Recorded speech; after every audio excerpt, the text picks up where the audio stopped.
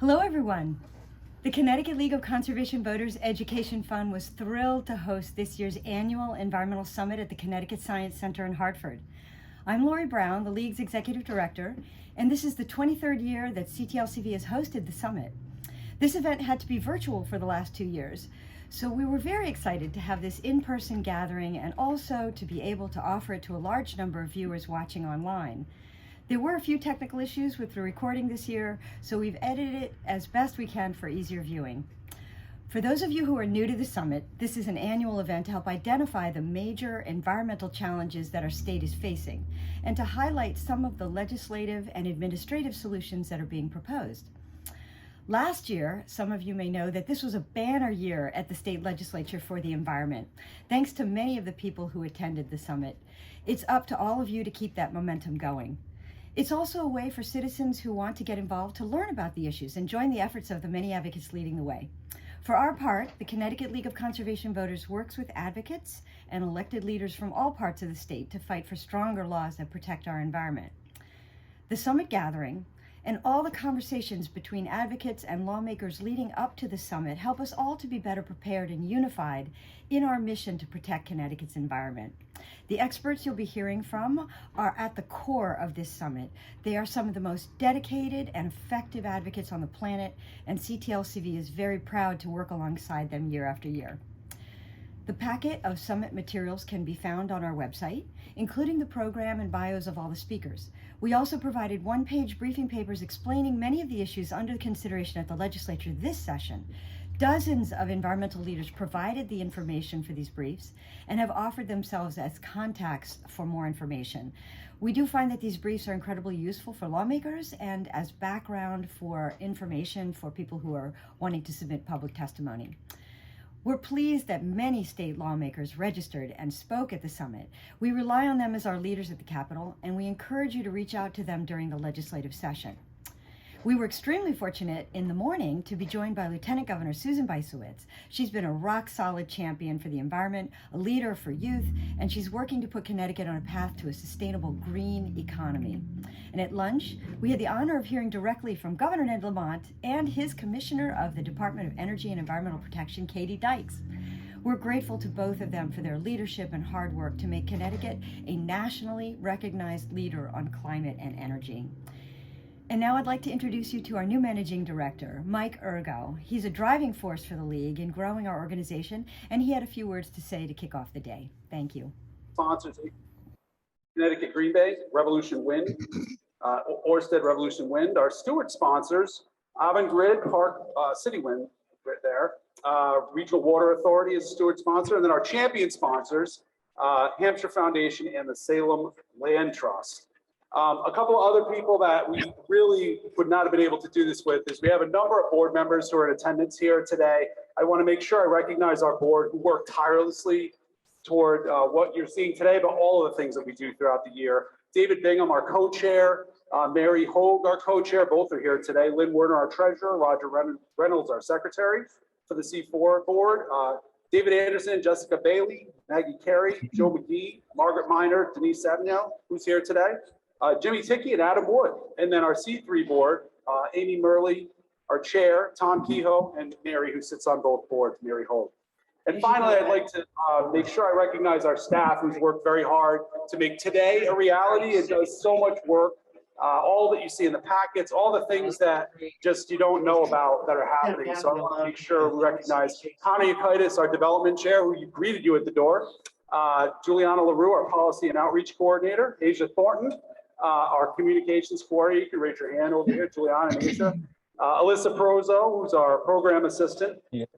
Claire Cody, who's a special volunteer, helping us out quite a bit this year as a volunteer.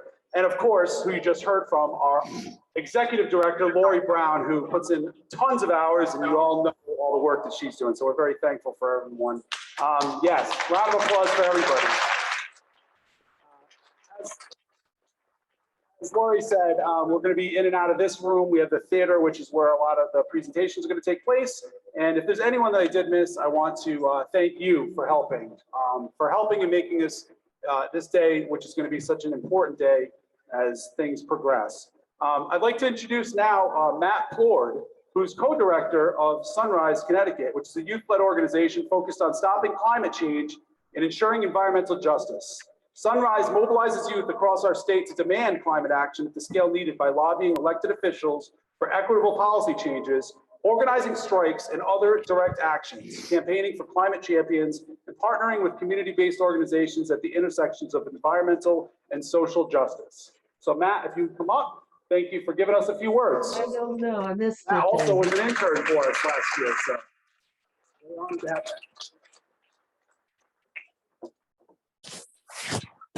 Thank you so much. Can everybody hear me all right? Put it up here. Can everybody hear me now? Yes. Use your outside No. voice. Okay.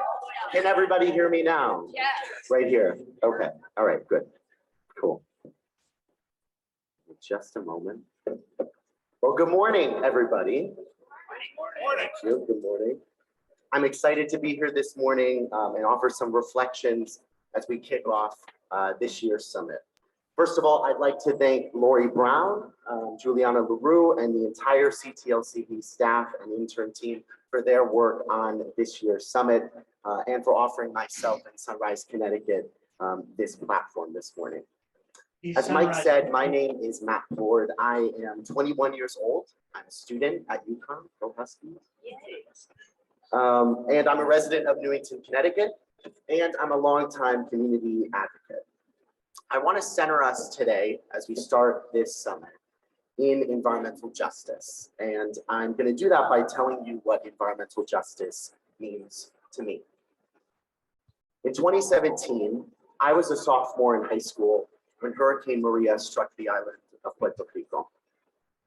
At around 6 a.m., my grandmother and her community, living just outside of Ponce, watched as the typical ember glow of the sunrise became mute amidst a thick velvet haze and a chaotic rumble. Coffee today? What I remember of this time is not very detailed. I just remember really how it felt. I remember just being struck by the sheer injustice of the whole thing. Images of homes and schools, places of worship reduced to their foundations. Entire town squares resembling perfectly intact piles of brick and concrete, as if meticulously dismantled. These images were shocking, they were devastating, as you can imagine, overwhelming, particularly in the agonizing gap of time before we were able to contact my grandmother and confirm that she was all right. Of coffee to do for 8? It all just happened so quickly. 4, only 4. The storm's destruction had been indiscriminate, violating at the time my most fundamental understanding of fairness. Yeah. To put it bluntly, a woman living on a Social Security check had been left to weather the same storm as those selling luxury real estate in San Juan, despite a chasm of difference separating their means to protect themselves and their loved ones. You do 10, you do 5 scoops. It was a betrayal. 1 scoop for That's every what it 2 felt like. cups. Yeah. As I would later come to realize, none of this had been accidental. Not only had warming accelerated by the climate crisis generated the conditions for a storm of this magnitude to visit the Caribbean, but colonial inequities had persisted throughout decades and decades of mismanagement, had targeted the impact, those who were impacted first and worst, and left the island without fully functioning utilities until still today. To me, environmental justice is about confronting the systemic hate that creates a situation like Maria. Environmental justice is about dismantling oppression, deconstructing the deformity of racism, and guaranteeing universal freedom from want once and for all. Environmental justice is about my grandmother and my mother's hometown. Environmental justice is about redressing harms in the past, in the present, and in the future that have told us that some lives matter more than others if those lives matter at all.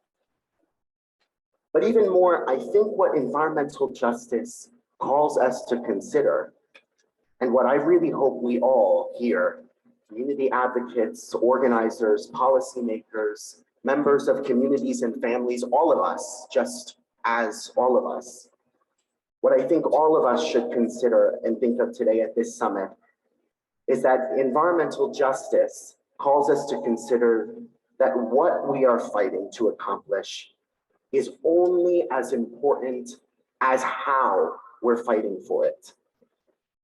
To consider that the most ethical and just ways of interacting with others in pursuit of justice. It's about the responsibility to discover tools that confront injustice without leaving untold barriers of bitterness and pessimism in our wake. It's about pursuing methods of action that both cut and heal. Rather than retaliate, environmental justice calls us to reconcile, to reconstruct, to repair, to renew. The climate crisis is one of alienation from the earth, from nature, from the sky above and the ground below, and ultimately, I think, from each other. It is a crisis of community, and we need to go back home. My experience with other young people and other students is very often, not nearly always, but often enough, one of wrestling with folks so deeply disillusioned with the inheritance we've only just begun to claim that they're unwilling to engage in action. You know, when a generation of young people mature in a world that is unwilling to protect them with everything they have, that young generation notices. They recoil from the process, lacking trust in our most basic institutions and our elected officials and their capacity for change. They deflate in their weariness. They grow apathetic, and not like the generation before them, they become resigned in guilt to keep on keeping on. We may all occasionally feel like this, maybe at a Thanksgiving table sometimes with people that we love very dearly, but who have this idea. It is easy then, I think, especially given the stakes of the moment, to revile these people, to want to beat them in argument, to see them lose to shame or to mock them. Doing that, a window to disinformation and extremism expands. And that's certainly an easier road for us to hate them than for us to convince them. As a young person looking toward a future that could not be more uncertain, a future that I have come to accept will be an uphill battle for the remainder of my life and likely much of my children's lives. I get it, and I feel it too. But what environmental justice calls us to do is, again, what? Come back to each other. Hate degrades. Hate corrodes. Hate will ultimately not lead us out of here. In the words of Dr. King, we must learn to live together as brothers or perish together as fools. As a member of a generation that has everything to gain or to lose in part from what the people in this room do this year, I ask you to choose reconciliation. I ask you to choose reconstruction and reparation and renewal. I ask you to give to others the most important thing we can give to each other, to walk through the valley of the shadow of death alongside them and fear no evil, for thou art with me, thy rod and thy staff, they comfort me. I ask you to choose environmental justice. Thank you.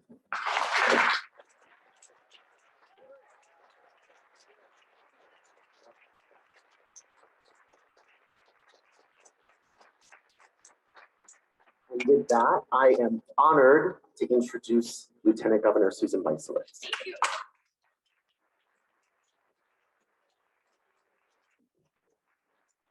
Matt, thank you so much. That was very powerful. Please give him another round of applause. We appreciate your leadership, Matt. Lori Brown, thank you so much for your leadership, and Mike Ergo, thank you so much for what you do. And I am delighted to be here on behalf of Governor Lamont and myself. By the way, we are so very grateful that you have helped give us the opportunity to serve for another 4 years. So thank you, thank you. And I want to invite up all my legislative colleagues if they would join me, because I want you to see who is here to support the work that you do. Look, I know you are not shy. Ann Hughes, please come up. Ken Gucker, you helped. Come on. All my legislative colleagues, come here. Yeah, we got veterans. We have newly elected legislators. And the reason, this is a very impressive group. And the reason that I am inviting them up here is one, the legislators who were here last session helped us make really good law that I'm going to talk about. And the new legislators are here because they want to soak in all of this incredible information, and you all have the chance to lobby them. So this is a good thing. Yeah, sorry, Ken, they can still lobby you. All right. So here we go.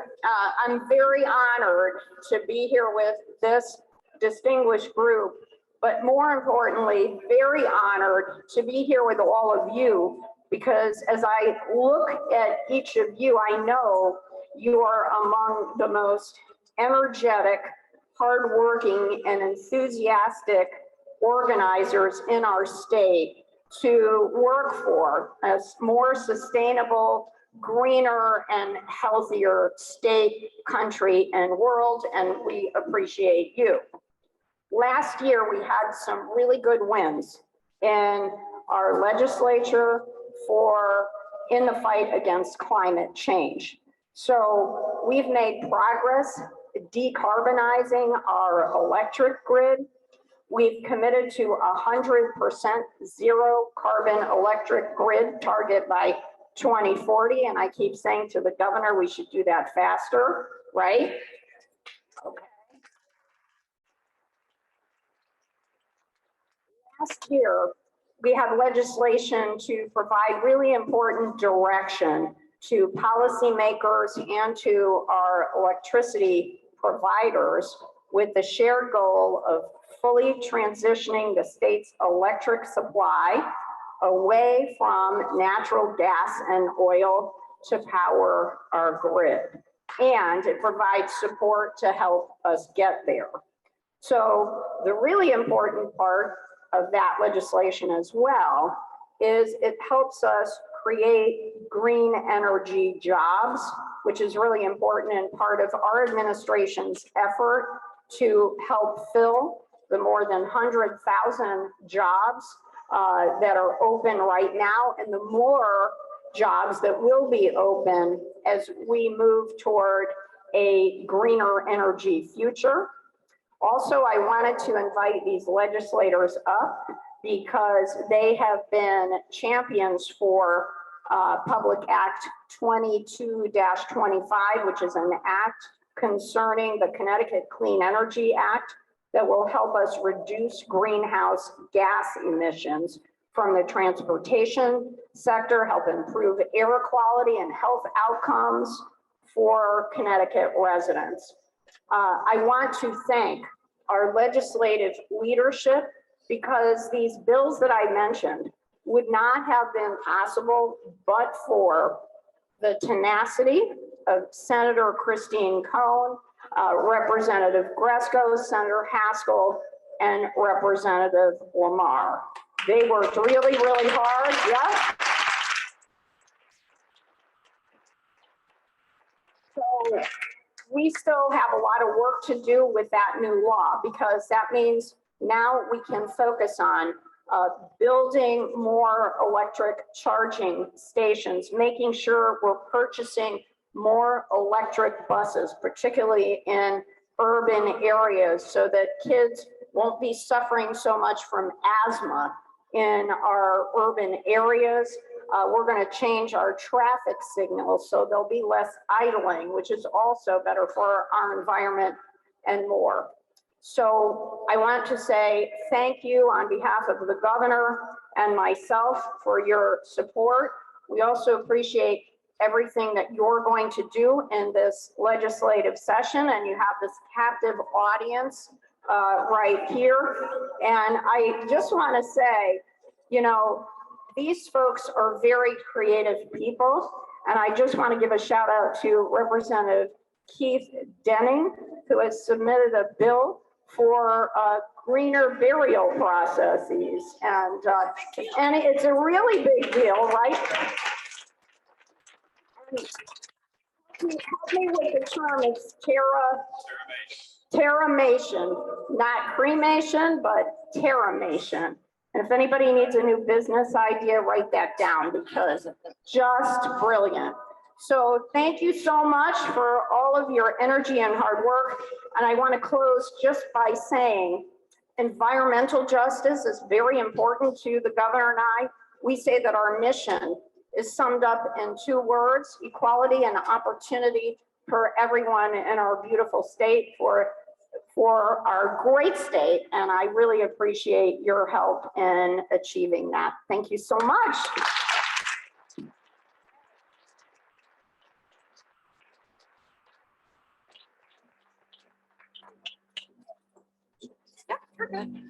Okay, everyone, we're going to start our first panel pretty quickly.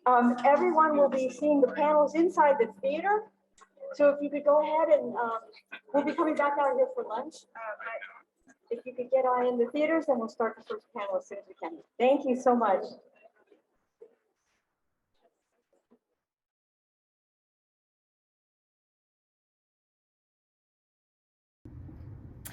And now you're going to hear from our first panel of the day regarding Connecticut's forests and essential habitats.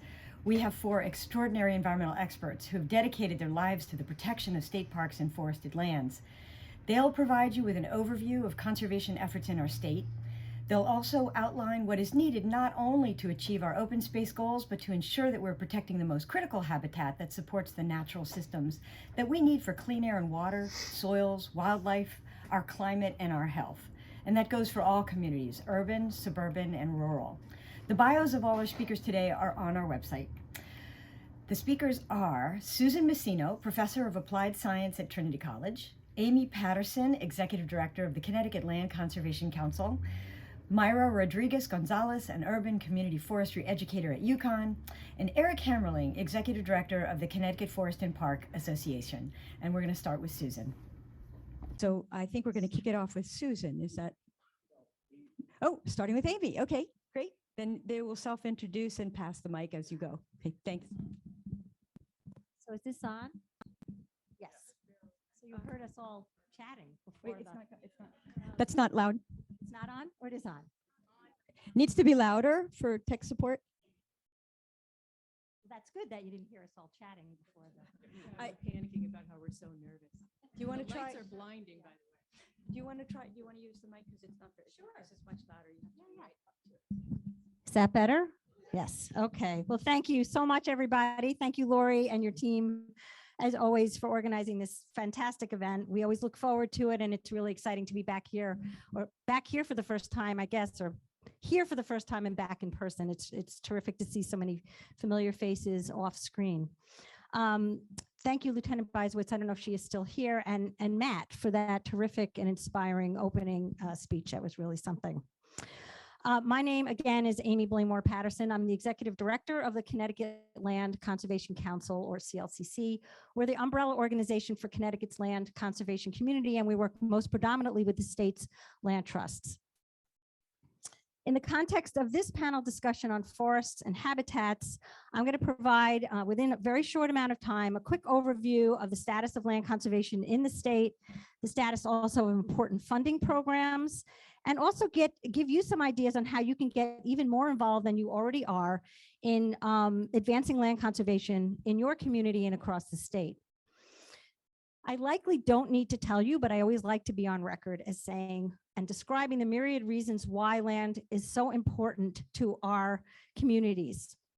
My colleagues today will go into the benefits of land in more detail, but suffice it to say that it is a necessary component to addressing the climate crisis, halting an alarming decline in biodiversity, keeping our air and water clean, and as underscored by this enduring pandemic, ensuring that all people, no matter where they live, have access to land and all the benefits that nature brings, both to us physically as well as mentally.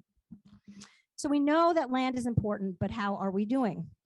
As you also likely know, Connecticut has set a goal of 21%, conserving 21% of the state's land area by the year 2023. Happy New Year.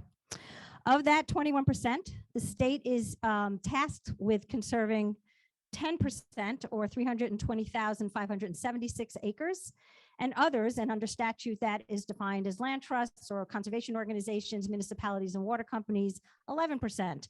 That's 352,000 acres and change. You know, we have been talking about that goal since it was set in statute many years ago. I believe it was in 1998. And we have been estimating year after year how many acres would be needed to protect land. And every year we have to keep increasing that number because we have been falling farther and farther behind. And so for somebody like me who has devoted my entire career to land conservation, it is somewhat sobering to usher in this 2023. Finally, it's here, and we have not met our goal. And it is disappointing, but it is not sadly unexpected. But we should never give up. We will never give up. And as we will discuss later on, maybe 21% isn't even enough. So this is a conversation that is ongoing, and our efforts are as well. So if you're interested in some really specific data around this, as best as we can calculate, because we don't have the best methods of counting how much land has actually been conserved in the state of Connecticut, the Connecticut Council on Environmental Quality's annual report, their section on preservation of land is very good. It always is. And year after year, it really underscores how slowly, sadly, we have been making progress in conserving land. And to put that in perspective, in 2020, we were 76.04% towards meeting our 21% goal, 76% there, 04. In 2021, 76.33%. We are moving at a glacial speed, and glacial before climate change. So according to CEQ, at that current rate of land conservation, it will take the state to meet its share about 65 years to get there. And for the others that I enumerated, there have been estimates that it could take over 90 years to get there. So failure to attain the goal by the target year underscores the need, and we say this every year, and we say it with even more of a sense of urgency, to ramp up the pace of land conservation significantly. And if we're serious about that, we need to invest in land conservation. It must be a top priority at the state level, at the local level, at every level. And unfortunately, at least at the state level, that has not been the case. Connecticut continues to rank lowest amongst New England states as well as nationally in per capita spending in both combined federal state funding on land conservation efforts. For years, the two most active programs in Connecticut, land conservation programs that is, have been chronically underfunded. The first one, honestly, I can probably talk about it in my sleep. It is the program that land trusts rely most on for their land conservation funding, and that is the Open Space and Watershed Land Acquisition Grant Program. That program also includes a program called the Urban Green and Community Garden Program for targeted and distressed communities. Very, very important. It is really the backbone of land conservation funding for those others that are enumerated in statute. And the OSWA program, that's the acronym for that one, is funded through bonding and also the Community Investment Act, or the CIA. And the Community Investment Act is a source of funding generated at the local level through a surcharge on recording fees. That money goes up into a dedicated state account. In other words, it's not part of the general budget, dedicated account, and funds land use programs, including the Open Space Grant Program. And for years, the authorization and the release of bonding has been inconsistent, and it has only been at a tune of about $5 million a year. And the Community Investment Act was always at risk. And I should say was because, and I'll explain this in a minute, we've been in better shape, but the Community Investment Act was consistently being rated so that the money would be taken out of that dedicated account and put into the general fund to plug budget shortfalls. So those two major sources of funding for that most important program were inconsistent at best. And that not only impacted the consistency of the grant rounds, but also the demand for the program, because as the program became less and less consistent, land trusts and towns were forced to abandon deals that they had otherwise wanted to pursue or find other funding sources, which generally were very difficult to obtain.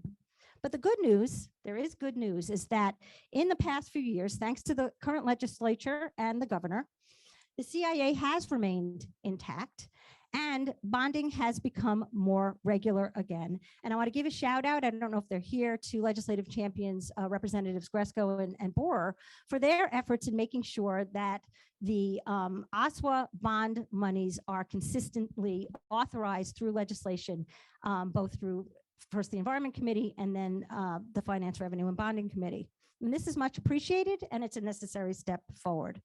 But with any serious commitment to increasing land conservation in the state, we need to make sure that there are significantly more dollars added through new authorizations and allocations every year. And the various working groups, including the forest subgroup, of which I was a member, and Eric was the chair of the Working in Natural Lands Working Group of the Governor's Council on Climate Change, remember that, we recommended $30 million a year, because that's the level of investment that we're going to need. Stop? No, I'm not even halfway done, but I will answer your questions. I'm happy to do that. And I just want to leave you with, well, I'll tell you what, I will pass this on and I want to go over some of the things that you can do. And I also want to talk a little bit, if possible, about some of the other challenges. However, one last point, and that is, there is something in the state called the Green Plan. It's the comprehensive strategy for open space strategy that the state of Connecticut looks to. It's advisory, but it's a very important document. And the review board is an advisory board of which Eric and I co-chair, and we advise deep on the open space grant program and the other program that I didn't have a chance to talk about. And the Green Plan is very much a part of what we do. We advise the state, we provide input on that. And one of the factors that we look at, and we will be looking at, is that 21% goal, which is where I started, and whether that really is enough. And so that is my segue to Susan. And thank you.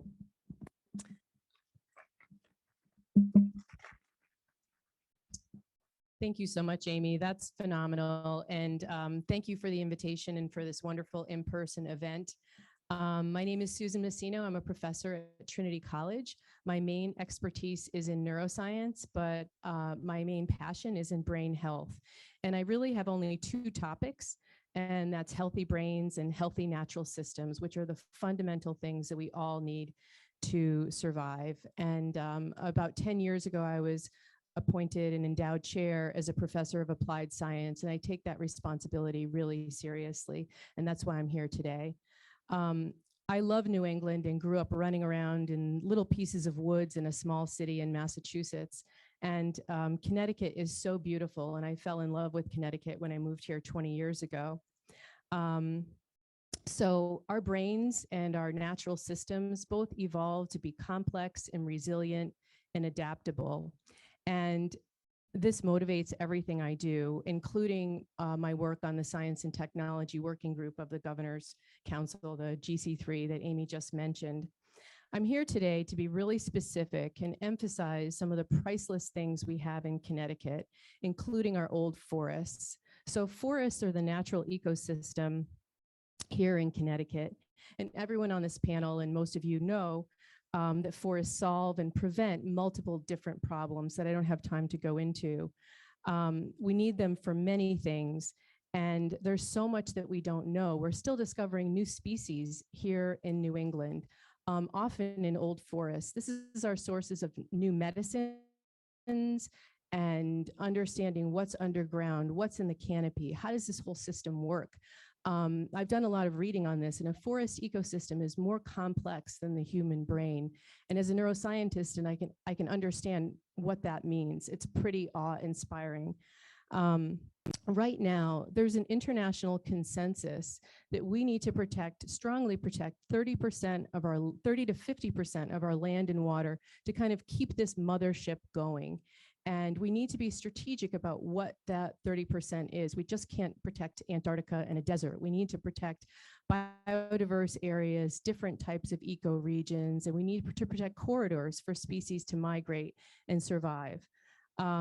So this is how we protect the public trust, is we get very specific about what pieces of wild nature we need to protect, and we need to make them accessible to everyone for our health and respite and refuge. And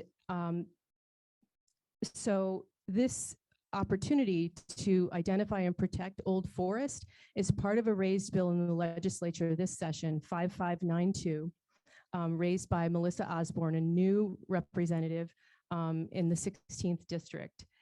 And protecting with this kind of a goal is wildly popular with the public, and it will help us to prevent accidents so we don't destroy a piece of our critical lifeline. Just as some specifics, and there's a full briefing paper on old forests and roadside trees.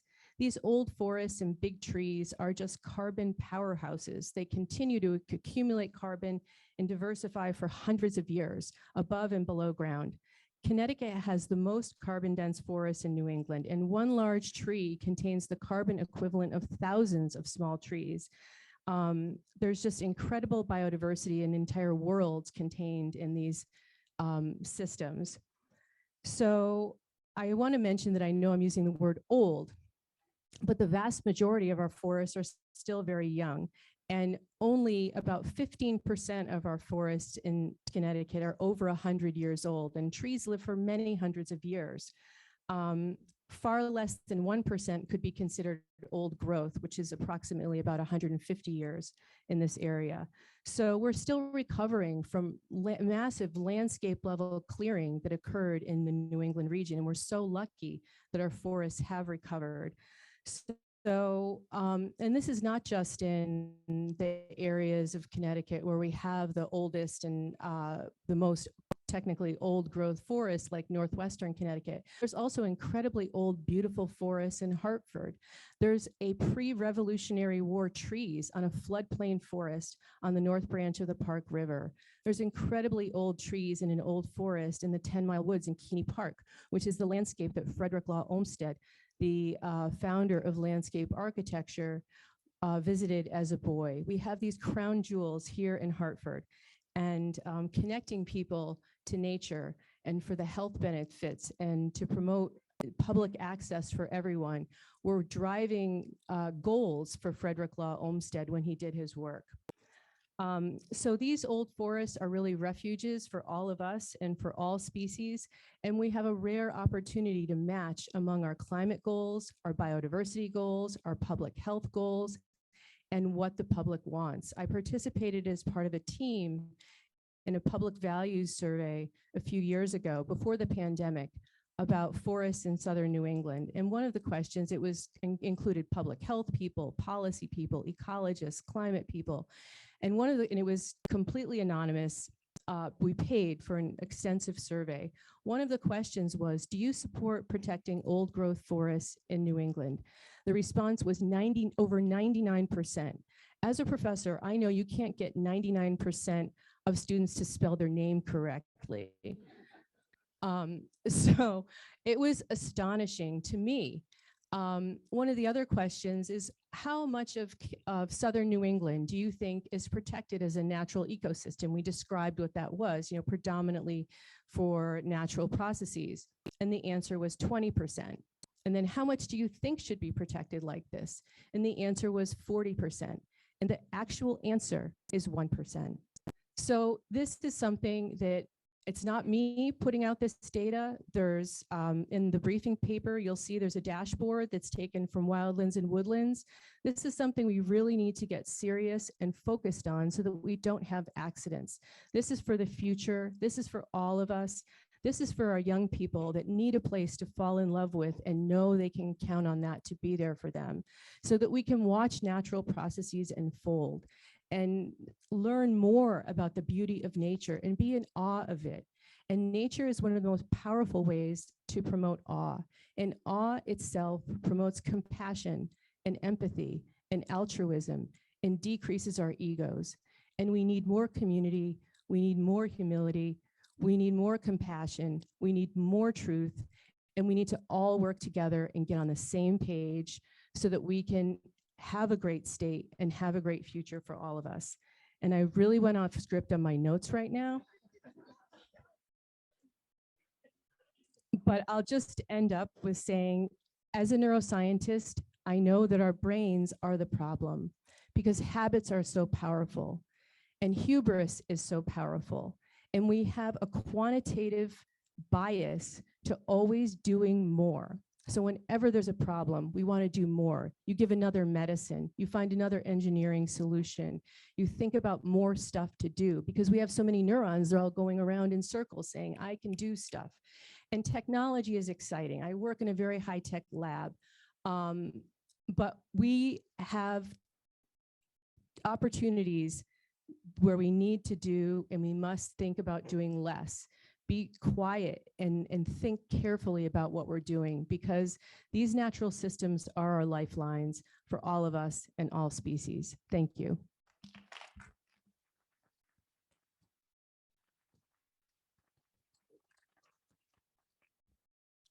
I don't think I can surpass that.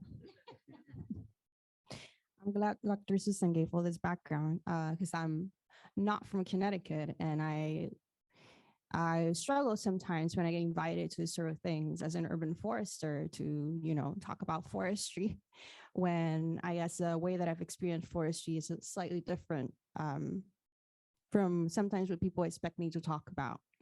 I don't think I plant that many trees, but I try that my work complements efforts to do so. Hi, everybody, and thank you for having me. I'm Dr. Mayra Rodriguez. I'm an urban and community forestry educator at the University of Connecticut. As I mentioned, I'm fairly new to this position, so perhaps I can't talk so much about what's happening here in Connecticut, but I can share with you a little bit of my experience and what I've seen so far in my field. I'm also originally from Puerto Rico, and I can't imagine a better place to have experienced the resiliency of communities. Every time we would get hit by a hurricane and we face 100% no power in an archipelago, we're an archipelago, by the way, not an island. Communities come together, they support each and another because we cannot depend from the people that have power. I'm gonna leave it at that. Because I do think that we can do better and we can do more. In my role, I work with organizations, community groups, municipalities, and others to provide outreach on the role of urban trees, the benefits we obtain from them, and how to plan for a more sustainable, environmentally friendly, and equitable future. A large part of my job description is to provide outreach that promotes nature-based solutions, that is, using nature as a means to not only serve as habitat for species and promote wildlife and healthy ecosystems, but also as a solution to the climate and environmental issues we face, particularly in urban spaces when they're felt the most. From combating heat waves and preventing flooding to purifying the air we breathe and providing spaces for outdoor recreation and our mental well-being, nature, especially in urban areas, can increase the quality of life of residents. However, this comes with large implications in environmental justice and equity. In urban areas across the country, including Connecticut cities like Hartford, individuals who belong to vulnerable populations and historically marginalized groups have less access to high quality natural spaces and vegetation. This is for a number of reasons, including racist zoning practices that we have supposedly left in the past, biased development and investments, and the way that land is selected for management and conservation. For example, recent studies in large metropolitan areas in the country, as well as state-level New England-focused studies, have demonstrated disparities in the distribution of protected and managed land in relation to marginalized groups. Moreover, the way land is selected for conservation does not always account for addressing social vulnerability. However, it may be defined for the local context, whether this is rural, suburban, or urban. In my case, I work primarily with cities. So often we focus on the homeless, low-income residents, and those from racial and ethnic minority groups. It is true that we need to pursue goals of growing and sustaining healthy urban tree canopies, but we must consider how our efforts and investments take place in relation to our communities. Who benefits from our decisions and who suffers because of them? Is it always the same people? Smart and green cities can still be inequitable and unjust cities if not planned mindfully. We should leave greed behind. We should act with our heart. That might sound a little bit unreasonable, but I think if we do want to have a better future, it's not just about idealistic goals, it's the reality that we're not just fighting for the future, we're fighting for the present. Those who are from vulnerable populations face the impacts of climate change and our decisions today. Just because we're privileged, do not have to deal with strong heat waves doesn't mean that a worker who spends their entire day under the sun working does not suffer from them, does not mean that our decisions only matter for our children in the future. There's people today that suffer from them, and it's our responsibility to do something as decision makers. We have the privilege to do so, so we should do more and we should do better. Thank you.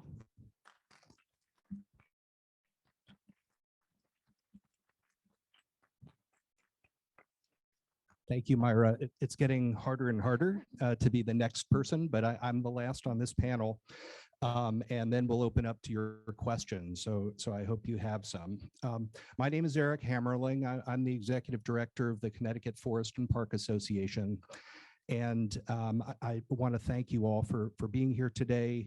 Thank my panelists for some great presentations, and thank everyone for together with me being a forest dweller.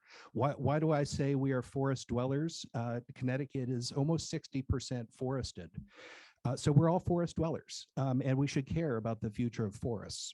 And I'll make it even more intimate for you with some statistics here. We have in Connecticut about 1.8 million acres of land that's considered to be forest.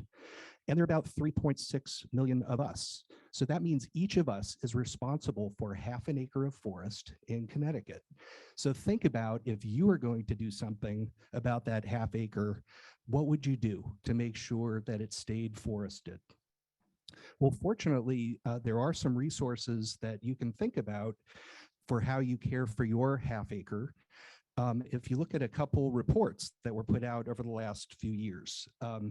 In 2020, the Governor's Council on Climate Change, and Amy mentioned this report earlier, put out a forest subgroup report with a lot of recommendations that I would certainly recommend your reading.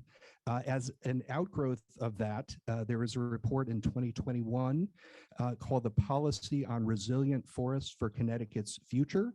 I would also recommend reading that, a number of excellent recommendations in there. The state of Connecticut also did its Forest Action Plan in 2020, which is looking forward over the next 10 years. What will we do to make sure that we as a state stay forested? And all of those reports actually had something in common. They all talked about a concept called no net loss of forests.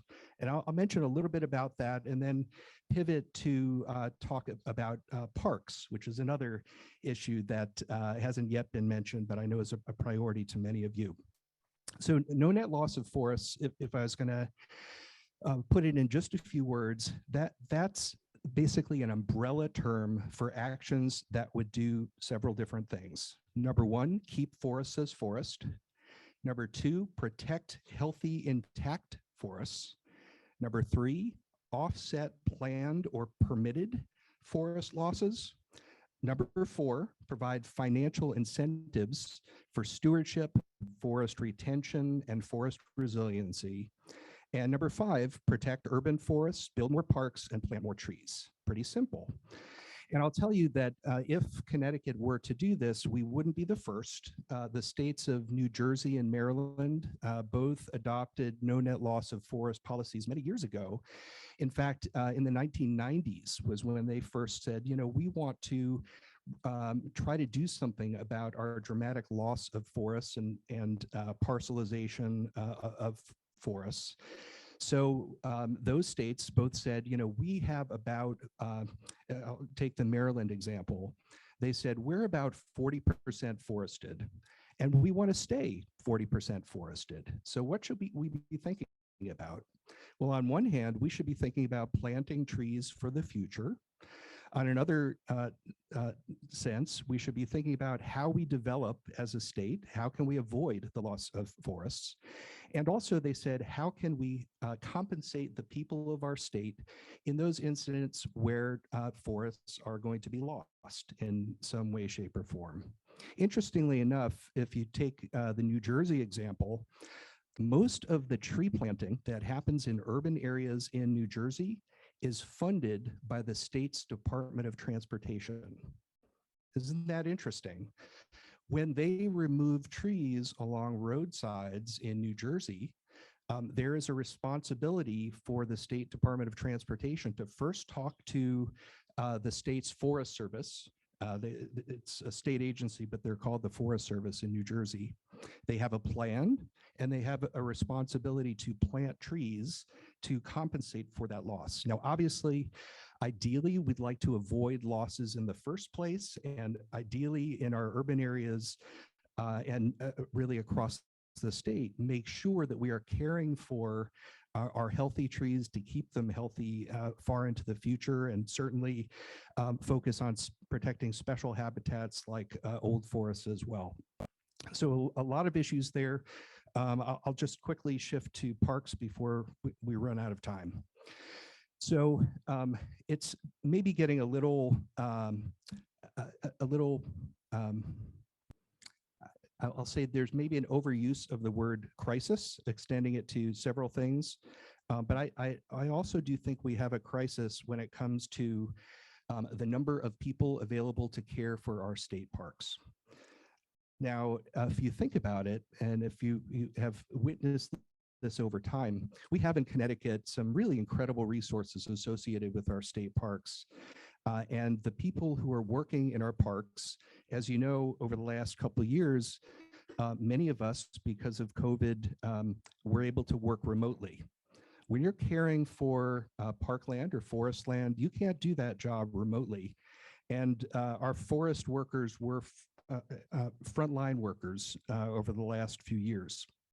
And they were caring for, on our behalf, 110 state parks, 29 state forests, 17 campgrounds, 56 historic sites, 129 boat launches, 154 wildlife management and flood control areas. And guess how many people were available to Deep's Parks Division to do that? 83. 83 staff were responsible for all of that. Now, if you look at that number historically, in the mid-1980s, there were 200 staff available for doing that work. In fact, on fewer lands.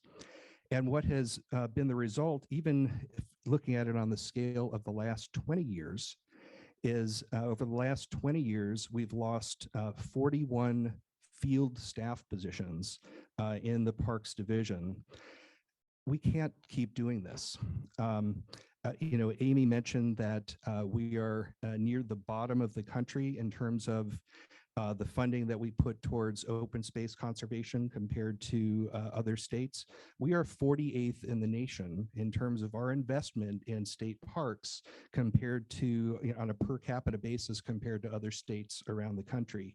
In a state like Connecticut, we should not be investing at that low level. We need to do more. So again, the state parks over just the last 20 years, and I recently looked at an organizational chart in 2003 and 2023. You know, 20 years ago, we had 41 more staff. 20 years ago, the units for managing parks were 2,000 acres smaller. They're now, each unit has 2,000 acres more to care for. And we can't keep doing this to ourselves. So I think there are a lot of different ways that I totally agree with what Susan said about ways we need to do less. But when it comes to our parks and caring for investments in open space and planting and retaining trees in our environmental justice communities, we need to do more. And I'll leave it with that and open things up to questions.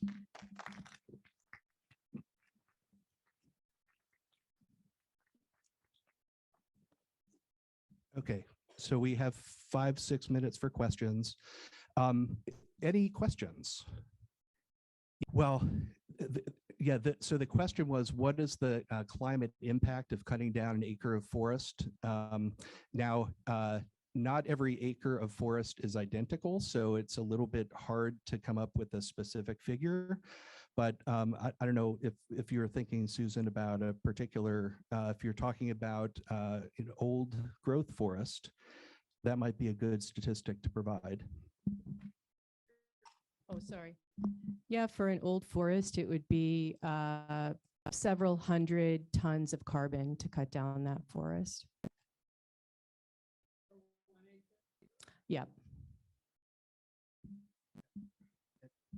And I'll just say that we actually did some calculations in the forest report for the GC3, looking at the increase in carbon that we are retaining in the state, and if we were to lose forest, what that would mean on a per acre basis. I should know that statistic off the top of my head, but I apologize, I don't. No, how about over here? You're right, and I'll mention just a quick thing and pass this over to Amy.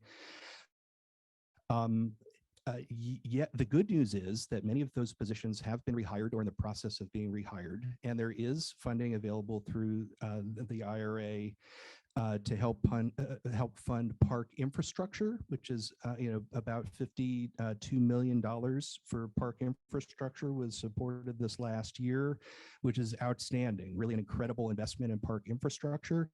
There still is a lack in the staff able to move that money through the system. So for many of you, and this does not just apply to the Parks Division, but throughout DEEP.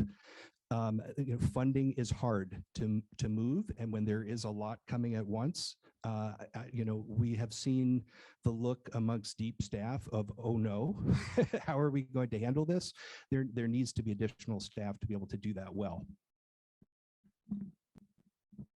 Yeah, I'm really glad you asked that question, because that was one of the points that I wanted to get to, and that is, with the influx, this tremendous influx in federal funding, we want to make sure that the state is with the appropriate match money, as are municipalities that need options to raise their own revenue. So we want to make sure that we have the monies to match those programs that are being funded through the IRA and others. But also, it's not just a matter of putting the money in, as Eric just said, it's a matter of the state having these staff in place to make sure we don't leave money on the table because we can't administer the money as it comes in and funnel it into the appropriate programs. And just one stat for you is that in 2008, the Land and Acquisition Management Office had 11 staff, and now we're back up to 6. A year ago it was 4.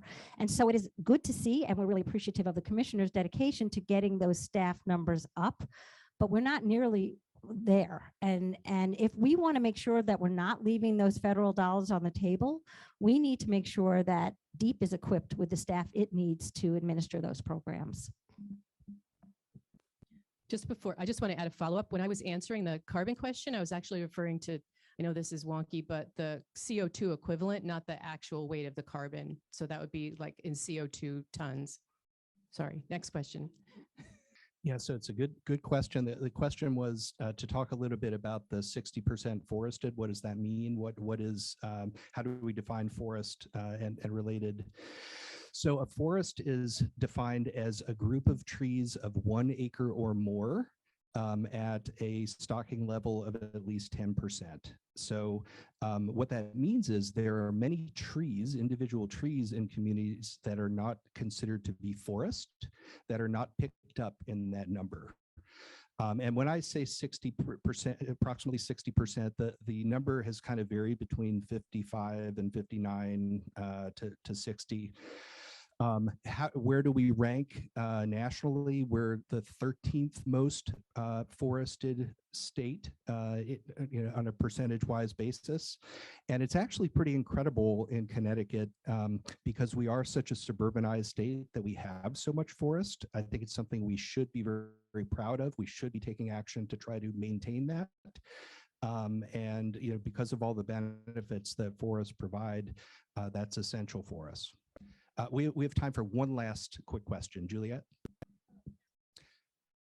Wow, Juliet, I couldn't have set that up better.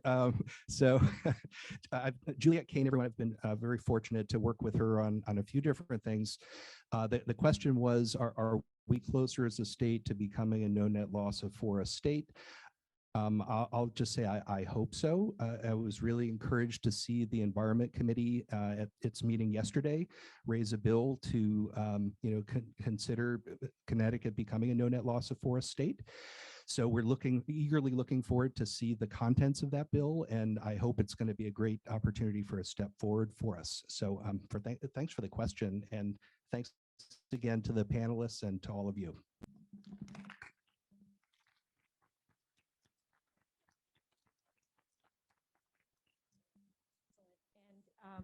We're going to transition pretty quickly over to the next panel, which is protecting wildlife. So thank you very much for that. Could you just check the mic? I think the mics may be fixed now. Just hello, hello.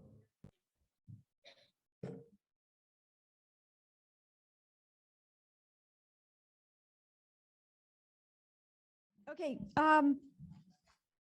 Okay, welcome, panelists. The sheer size of this panel reflects the many issues that our state legislature is considering this session to address urgent concerns of wildlife in Connecticut. And it really dovetails very well with the Forest on Panel and Habitat that we just heard from.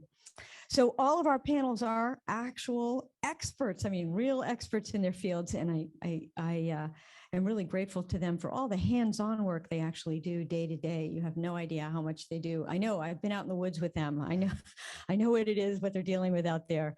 And they're none better than the panelists that you have before you to help you understand the problems that need to be addressed and the opportunities for you to help advocate for the best solutions. So today you're going to hear about a variety of issues related to wildlife: shorebirds, birds of prey, horseshoe crabs, bears, and pesticides. And all of those issues have generated legislative proposals being considered this session. So you'll be hearing more about that afterwards, and they'll each cover some of the issues that you should be watching going forward. So I think you have the order. I'll just pass it on to Rob. Good morning. Would you know it? Rob, I think you need to pull the mic out of the holder and really put it up to your mouth, or I'll have to give you the.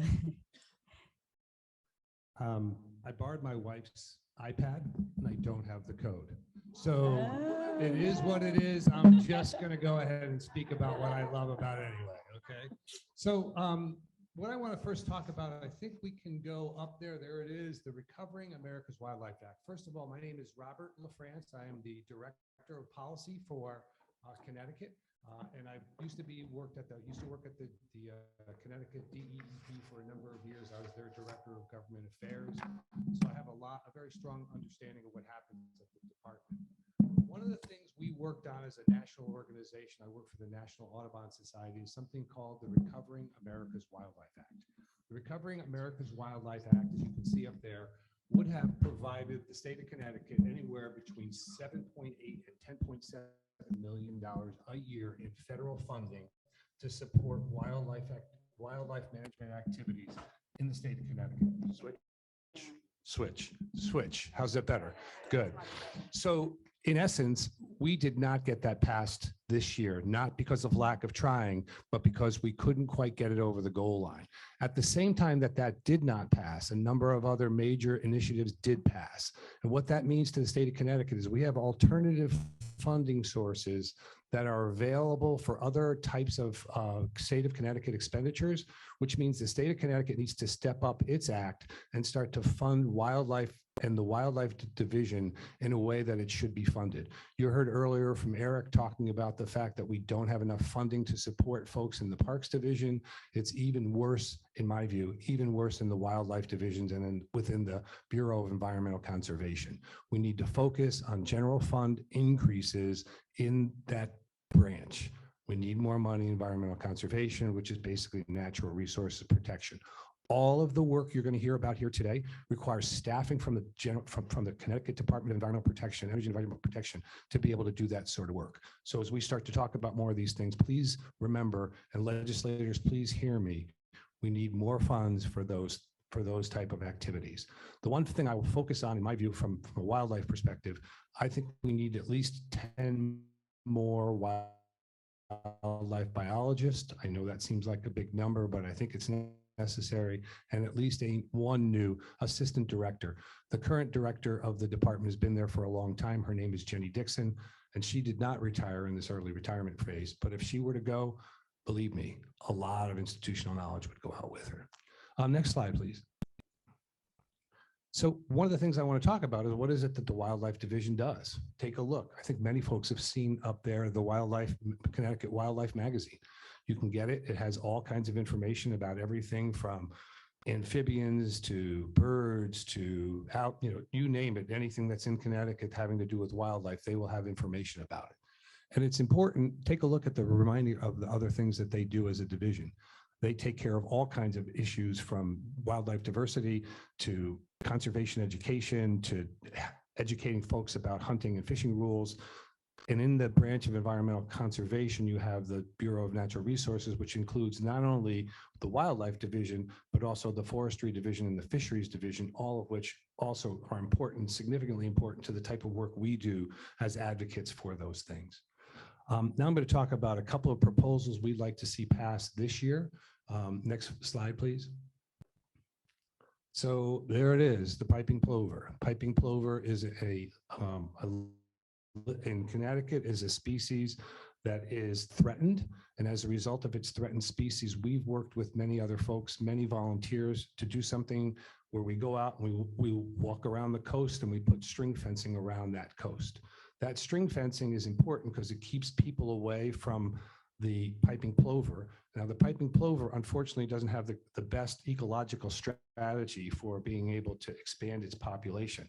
It basically lays eggs in the open, on the open beach, under a rock, maybe if they're lucky, maybe behind a piece of grass. But in general, the bird is exposed during its nesting time frame. And when its babies are born, they're also exceedingly exposed. So part of what we do in coordination with the Division of Wildlife is we actually put string fencing around these nesting and fledgling areas so that when the birds nest and when they're actually born, they have a place where they can be protected. Well, why do you say, what's that a problem for? Our coasts are very complicated organizations, and there are many conflicts. Next slide, please. Many conflicts that we have to deal with on a regular basis. Next slide, please. I'm sorry. So one of the things you can see up there now is trash, right? Birds are on the beach and we have plastics, and those plastics get into the environment and they become problems for a bird like the piping plover. The other thing you see up here is we have that sign that goes along with our area where we ask people to stay away from the birds during their nesting time frame. Next slide, please. As you can see in that, you've got somebody in the background with potentially a dog, right? When you're at a place like Hammonasset State Beach Park where we have these piping plovers nesting, people are in conflict with them. These birds need their protected areas and need to be able to access to the beach where they'll go and eat and come back and go back and eat. We need to do a better job of making certain, gotta move quick. 1 minute, really quick, I apologize. So let me just wrap that up by saying we've introduced in this particular thing, a shorebird protection area. What we're looking to do is try and get an infraction authority for the state of Connecticut to be able to use environmental conservation officers and issue you a ticket if you get too close to these birds.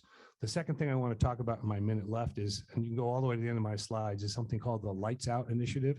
And I see Representative Hughes, who helped represent it, and Representative Michelle, who's here. The Lights Out Initiative is an initiative where we're trying to get reductions in lighting, because lighting is affecting migratory birds. Migratory birds are attracted to the lights, and as a result of that, they may run into the glass and die, or they may be confused by the lighting at nighttime as they circle around for many, many times around. And as a result of that, they get fatigued and sometimes have issues as a result of that. What we're looking to do that is to limit the amount of lighting that public facilities put forward, particularly turning lights off during the period of time between 11 o'clock in the evening and 6 a.m. in the morning, and doing that during the time frame. And I got to stop during the time frame of their migratory patterns. And with that, I need to pass it over to our lobbyists and Christine. Thank you. I am Christine from a place called Open. If you just don't mind me while I come down here to get my co-partner here. I'm going to put the microphone down while I do that. If you can still hear me, I am from a place called Open, which is a raptor rehabilitation.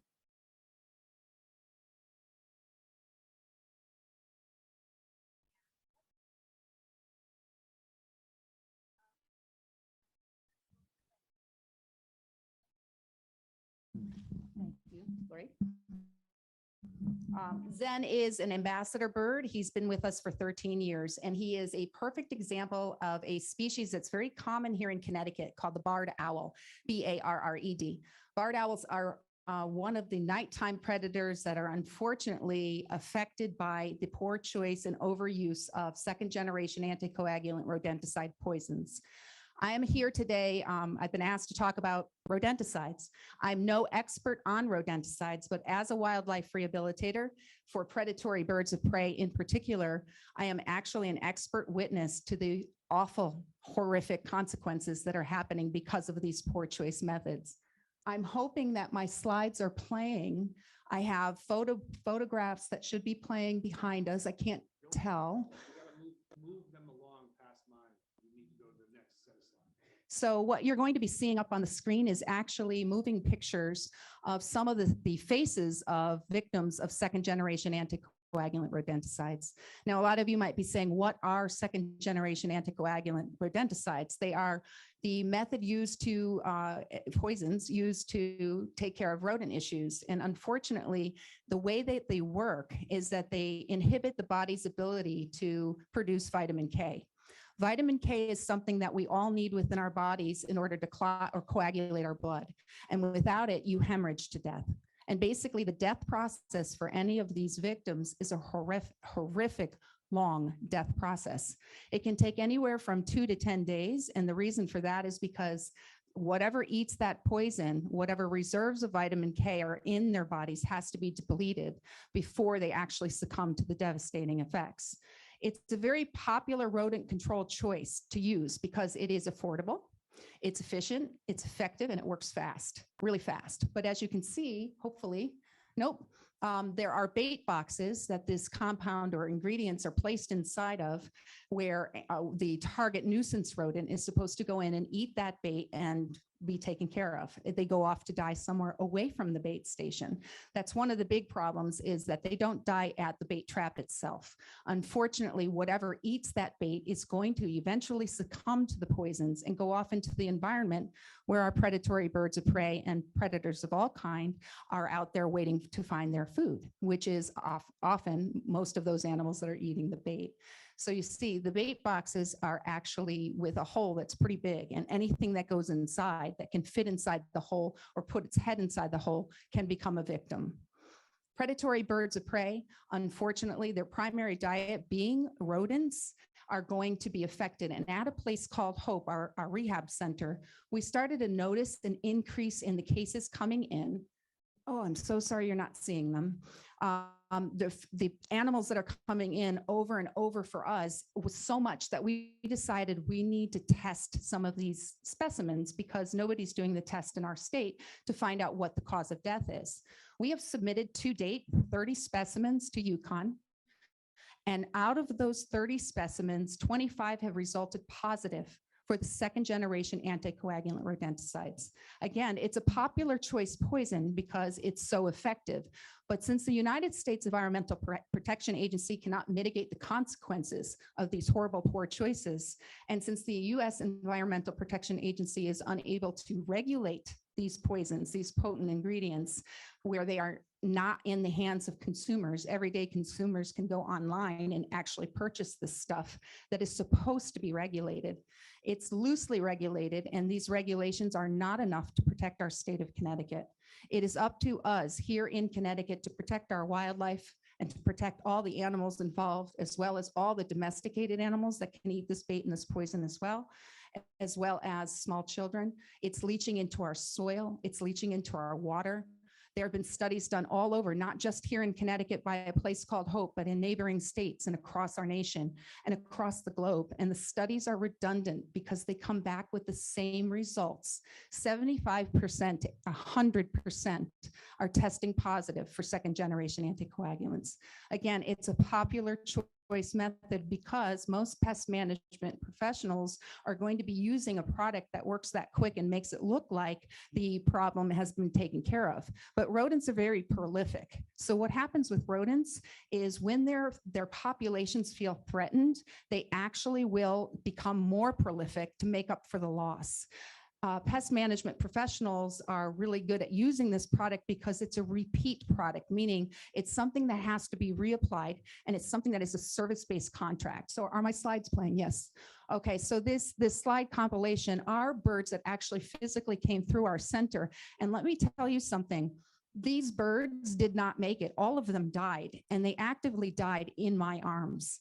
So it's something that I feel very passionate about because there is no way we can fix it once they have ingested the animal that's ingested the poison. The damage is done. There's no reversing this.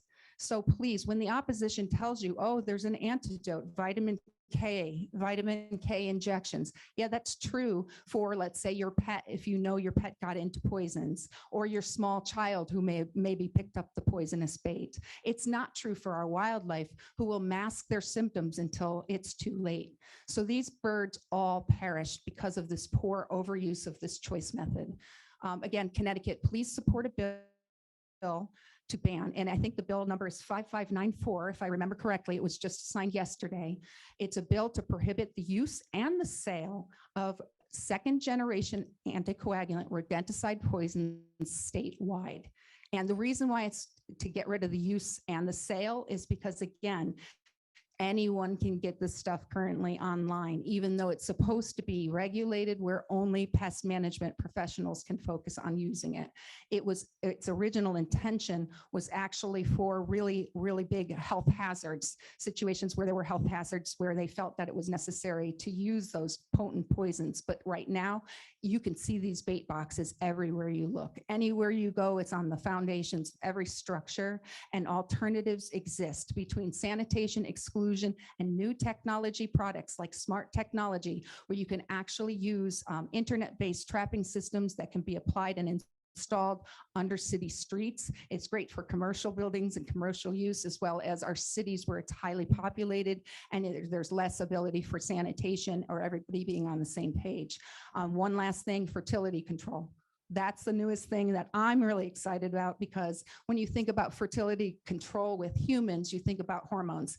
This is not hormone based. It's actually natural ingredients, and it is used to affect the follicles of the ovaries and the sperm itself of the rodents, and it makes them less fertile, meaning that their populations are more manageable with the actual natural ingredients of this fertility control, as well as the alternatives that are out there, like snap traps, zap traps, CO2 traps, repellents. I mean, the list goes on. So please, Connecticut, if you care about our environment and our wildlife in particular, in my case, birds of prey, please support the bill to ban the use and the sale of second generation anticoagulants statewide.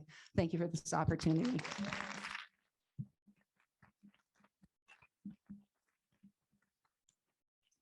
Wow, that is definitely the hardest act to follow.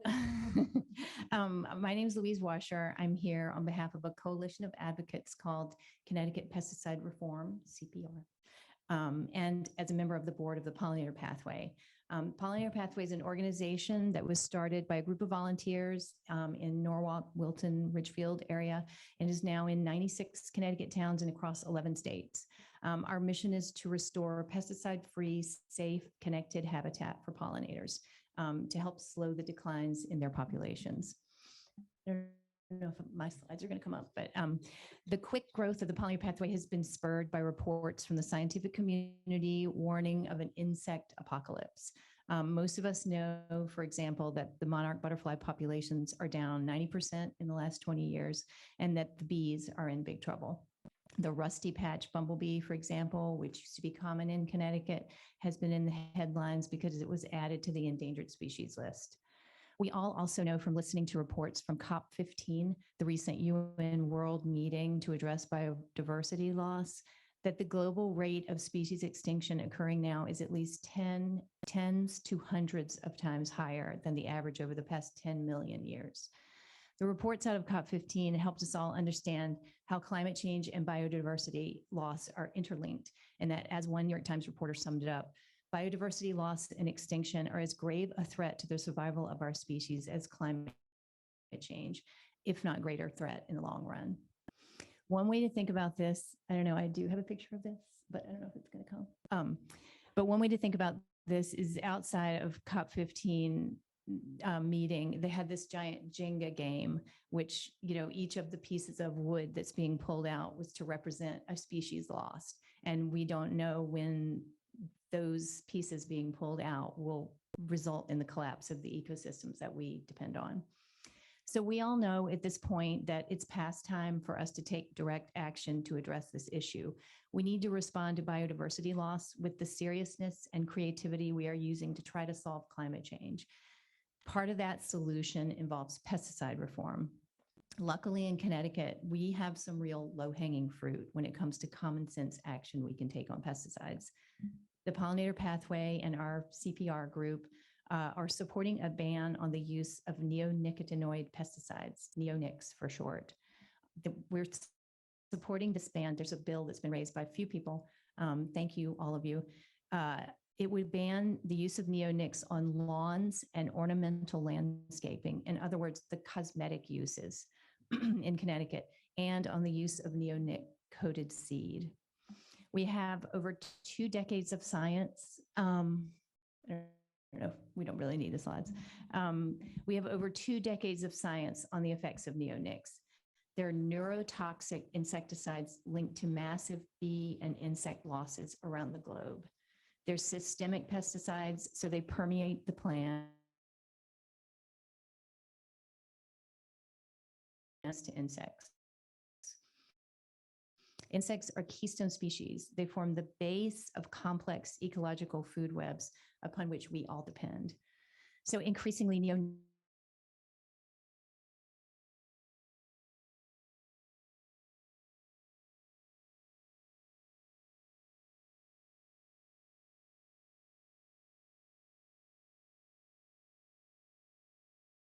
or are easily replaceable with safer alternatives. This bill really seeks to limit those uses, and that report is available on the Pollinator Pathway website on the advocacy page. And if you come to the Pollinator Pathway table, and I'll lead you right to it. In addition to harming pollinators, research links neonics to large declines in bird species, contributing to the 30% decline in North American birds seen over the last 50 years. Eating just one neonic treated seed is enough to kill some songbirds. And even at low doses, neonics can harm birds' immune systems, fertility, navigation, and cause rapid weight loss. As neonics kill insect populations, that also starves birds. In Europe, for example, declining bird populations were linked to neonics in water, small amounts of neonics in water. Neonics hollow out ecosystems by eradicating aquatic insect populations. This is what the birds, the fish, the amphibians, and other animals depend on for food. They also harm endangered species. The EPA recently released Endangered Species Act evaluations for neonic chemicals, which were found to likely adversely affect between 70 and 80% of listed species. So neonics show up in our state water testing. Recently, 30% of Long Island's groundwater supplies showed the presence of neonics. In Norwalk, where I live, there's concern in the oyster industry that declines they're seeing in marine larvae over the past 20 years. And they're concerned that those declines may likely be linked to pesticides, specifically neonic use. We know from recent core samples done in Darien at Pear Tree Point Beach that there are large concentrations of pesticides in our coastal sediment. The amounts were so large in that case in Darien that dredging had to be postponed because the core samples were so toxic. Okay, I gotta hurry. Finally, monitoring by the CDC shows that half the US population is regularly exposed to neonics, with the highest levels found in children. And this is particularly concerning given that human and animal research links neonics to potential neurological, developmental, and reproductive harms. The EPA has consistently failed to act on this issue. In fact, in September, the agency issued a decision to continue to let stand a loophole that exempts the pesticide-coated seeds from even being classified as pesticides. States need to step in and restrict the uses of neonics, the way the European and Canadian governments have done. In passing legislation to prohibit the wasteful uses of these chemicals on residential and commercial landscapes, such as lawns and golf courses, Connecticut will join other states, including our neighbors in New Jersey and Maine that have passed such bills, and New York, which is poised to pass a bill that also includes this coated seed. I just want to take one more second to say we are also supporting a broader pesticide bill this session, one that includes neonics, which is an emergency, which we have to do, but would also expand the Connecticut statute that currently bans pesticides on school grounds, K through 8, and would include state lands and municipal greens. Come talk to me more about this broader bill and ideas for moving forward. I just feel that in Connecticut, we need something like the Green New Deal for reducing losses in biodiversity. We've pledged to eliminate fossil fuels. There's also an urgent need to eliminate the use of toxic pesticides. So come visit our table and I'll say the rest that I was going to say. But anyway, thank you very much. And I'll pass this to you, Claire. I think I just have one slide. There it is. Hi, everyone. I'm Nicole from Friends of Animals. Friends of Animals is an international animal advocacy organization founded in 1957. We place wildlife and critical habitat protection at the core of our mission. And I'm so honored to be here today to speak on behalf of Connecticut's horseshoe crabs. Our work will not end until the state stops putting profit over protecting horseshoe crabs and other imperiled wildlife. I'm guessing that most of us in this auditorium and everyone out there on Zoom anticipate and love seeing horseshoe crabs as much as we do. In mid-May and early June, during the high tides, 3 days before and 3 days after the new moon and the full moon, female horseshoe crabs come ashore where the males are waiting. Time to lay the eggs. You've probably come across a horseshoe crab that's lying on its back and stepped in to help flip them over and right themselves. Well, now they need your help in another way. They need you to encourage legislators to ban the senseless killing of horseshoe crabs in Connecticut, which New Jersey banned in 2008. Not only have horseshoe crabs along the Atlantic coast declined in status for 3 consecutive reviews by the Atlantic States Marine Fisheries Commission, the horseshoe crab is already functionally extinct in Long Island Sound. And that's according to the late Jennifer Mattei, a member of the International Union for the Conservation of Nature's Horseshoe Crab Specialist Group. Connecticut was lucky to have her as a biology professor at Sacred Heart University. So let that sink in. Being functionally extinct means horseshoe crabs no longer play an effective role in their ecosystem, and that negatively affects many other species. Migratory birds need to eat horseshoe crabs' eggs, especially the threatened red knot. In 2021, fewer than 7,000 red knots were found in the Delaware Bay, a key spring stopover habitat, and that's less than a third found in 2020. Without sufficient horseshoe crab eggs to feed on, migratory birds run out of energy and die before reaching their breeding grounds. In addition, sea turtles feed on horseshoe crabs, and many other species such as anemones, barnacles, oysters, and seaweed use horseshoe crab shells as homes. So you're probably wondering why we're killing them in the first place. Fishers use horseshoe crabs in massive numbers as bait for eel and whelk species, so people can eat smoked eel and conch fritters. In addition, hundreds of thousands are rounded up by pharmaceutical companies, drained of their blood to develop safe vaccines, and returned to the ocean, after which many die.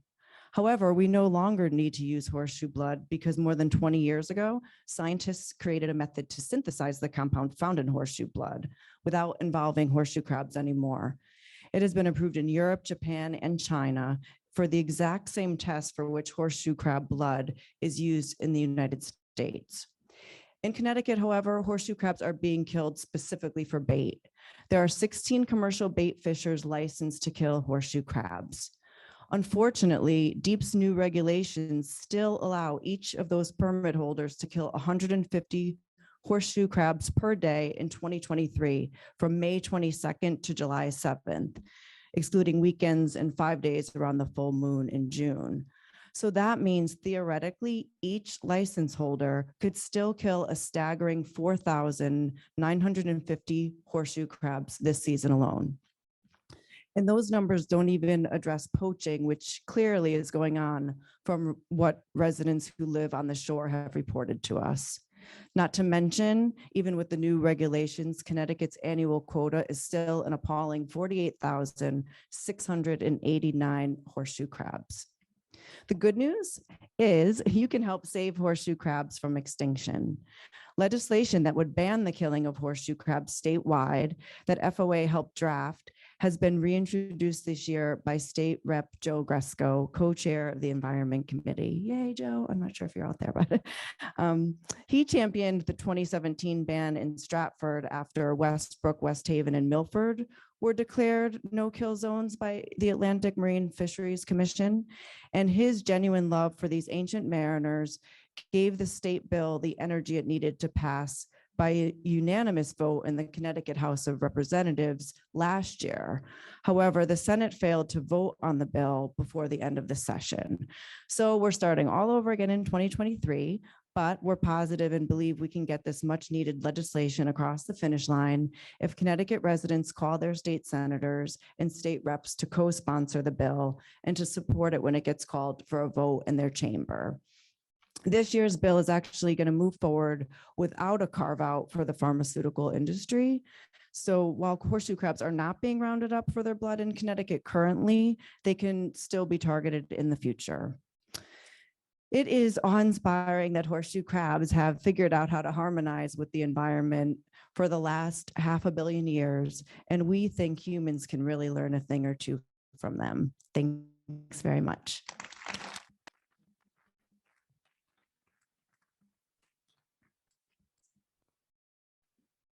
Okay, thank you. Thank you, Lori, in the Connecticut League of Conservation Voters, for having this important 2023 Environmental Summit and for having me speak on the topic of bears.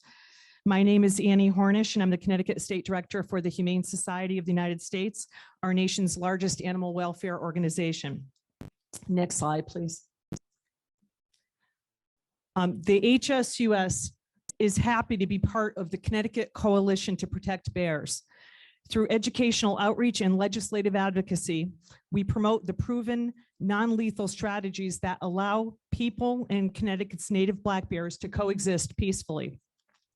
This year, we are supporting legislation that would ban feeding of bears, create a grant program for community-wide conflict resolution programs, reduction programs, and support humane policies for orphaned bear cubs. Our coalition is broad in its scope, composed of animal protection organizations, environmental organizations, and farmers. Next slide, please. First, a little background. The latest population study done in 2014 by UConn researchers estimated only 400 adult bears statewide, and the population of bears has not been studied since. The 2014 UConn study highlighted that every sighting is not a unique bear, but rather multiple sightings of the same bear. So sightings do not equal population. The overwhelming majority of reported incidents with bears involve the minor inconveniences of bears getting into trash and toppling bird feeders, which could be avoided with simple modifications to human behavior. Next slide. Connecticut currently does not allow bear hunting. Only under certain limited circumstances can a bear be killed.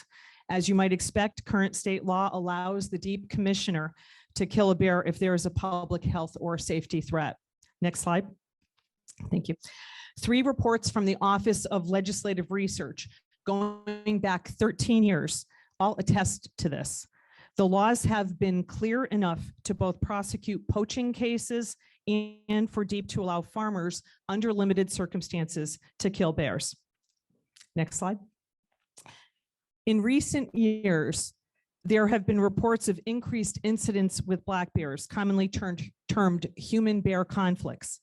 Most interactions occur because bears are smart, opportunistic feeders who can smell food from great distances. It is critical for Connecticut residents not to unintentionally lure bears to their yards with bird feeders, trash, and other food attractants, especially in the fall when bears are fattening up for the winter. Next slide. Problematic human behavior results in bears becoming conditioned to human food, which are often high-calorie, appetizing, and easy meals for bears. Bears can also get too comfortable around people. This is called habituation. It's important that that people remove food attractants and make sure that bears are not comfortable around us. Next slide. So, how do we reduce human-bear conflicts? Next slide. First, let's dispense. Oh, I'm sorry. I think we're down one slide. Another one, please. Yep. Okay. Thank you. First, let's dispense with the notion that hunting is the solution. Researchers in other states have found that hunts do not eliminate nuisance complaints because bears killed deep in the woods are not the same bears who people complain about in more developed areas, where hunting wouldn't even be safe. These studies show that human-bear conflicts are closely correlated with food availability. A recent 2022 study even found that hunting may increase human-bear interactions. Next slide. Bottom line is that hunting is the wrong tool for the job, and like any wrong tool, is ineffective and can make the problem worse. So what does work to reduce human-bear conflicts? Next slide, please. The science shows that community-based public education works, teaching people about the benefits of black bears to our ecosystems and understanding their bear behavior, teaching people about the need to remove food attractants and properly protect chickens and livestock, and the need for responsible behavior, like keeping dogs on leashes while hiking. And it's about teaching people how to train bears to stay away from human neighborhoods by making them uncomfortable with negative stimuli, in a sense, hazing them with yelling or blowing a whistle. And if a bear becomes habituated, aversive conditioning by trained professionals can be done, like beanbag bullets or use of Crillian bear dogs. And finally, laws passed and enforced can work to reduce conflicts. In other areas of the country with far more bears, conflicts are fewer because people have learned how to not attract bears into human neighborhoods. These strategies are effective, supported by the science, and humane. And the good news is that, next slide, please, the people of Connecticut also want humane solutions to conflicts with wildlife. A 2018 study found that public desire for peaceful coexistence with wildlife is growing all across America, including here in Connecticut. In our state, only 1% of the population hunts. Hikers, bird watchers, mountain bikers, and horseback riders greatly outnumber hunters in Connecticut. This study also found that DEEP's values are misaligned with that of the Connecticut public. A factor for this cultural misalignment may be due to financial incentive. The federal Pittman-Robinson Act funding to DEEP is dependent on the volume of hunting licenses and the volume of gun and ammunition sales. Next slide, please.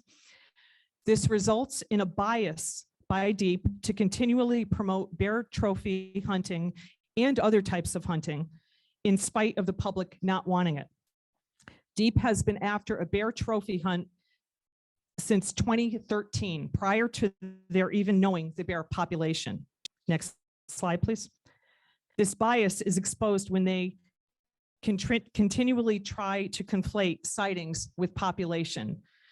The higher population is lately being used as a fear-mongering technique to try to help facilitate public support for a hunt.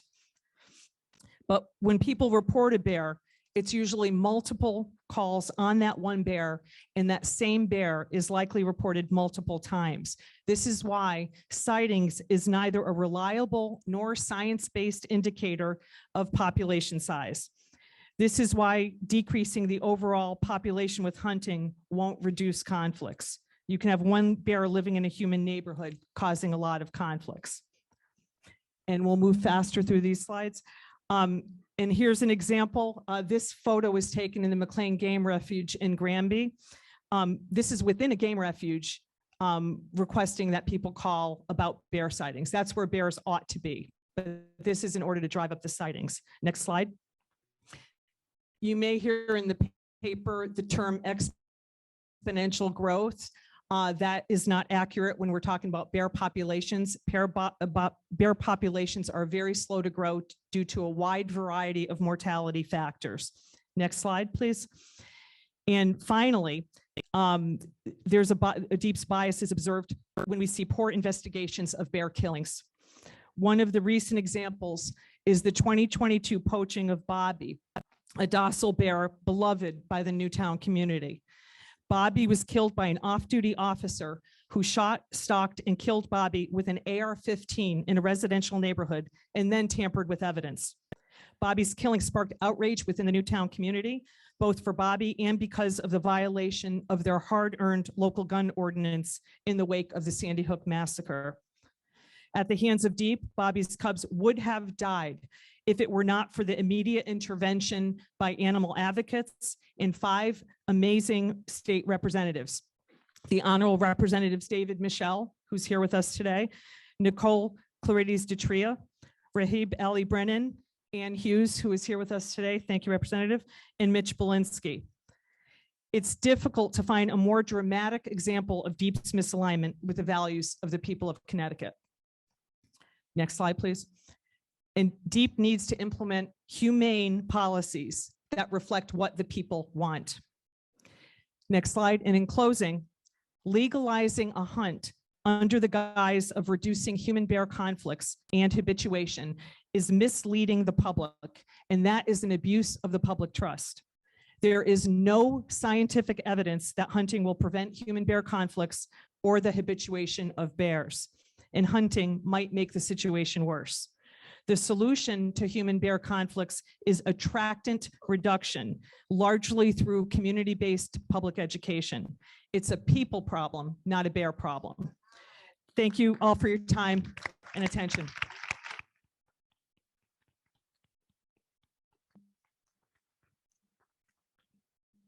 Thank you. That was a lot of information and obviously some very passionate remarks about how to handle some of these issues. And but so glad that we have experts really looking carefully at this and trying to guide our state's policies. So I think we have, how much time do we have for 10 minutes? So we got 10 minutes for questions. And so I don't know if you want to, Mike, Rob, do you want to handle the repeating of the question? Sure. Yeah. I see a gentleman with a hand up right in the middle there. If you could, question is about neonicotinoids and water testing. I don't have a great answer for that. We are doing some core sample tests in Norwalk for neonics, and it was quite difficult to find a lab. I'm working with the oyster industry there, and we did find a lab that would do it, and we have to wait 3 months. And I think it's going to cost about $1,500. So we need to get together as communities to do that kind of testing. It's the same issue for PFAS. I have a better answer for that actually, but yeah. Yeah.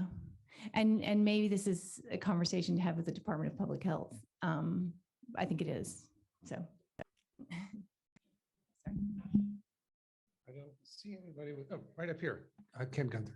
Thank you for asking that question. Can you repeat it? Oh, repeat the question. What's the best way of dealing with rats? Let's say if you have a chicken coop or backyard birds of any kind, or even rabbits. A lot of people do ask this question, and really what it comes down to is sanitation. Sanitation is the first and foremost line of defense against any rodent issue, because sanitation means cleaning up the attractant in the first place. So whatever food source, hard to do with chickens who are scattering their seed. One of the things that raptorsarethe.solution.org would recommend is to lift your coop off the ground. I know it's not really feasible, but the best thing you can do is clean up on a daily basis whatever the food attractant is and whatever the nesting material that's attracting the rodents in the first place as well, and then excluding them, so exclusion work. And again, there are all kinds of alternatives that can be implemented for rodent control, and the natural safe alternatives after exclusion and sanitation are very effective. I mentioned the fertility control. There are 2 companies currently, and the more these products are asked about and purchased, the more companies are going to start to create them. So fertility control, again, is not hormone based, and you can go online under ContraPest, or Contraceptol is the second company currently. And it's not that, it's affordable. It's not that expensive to put into action in your own backyard with your chickens.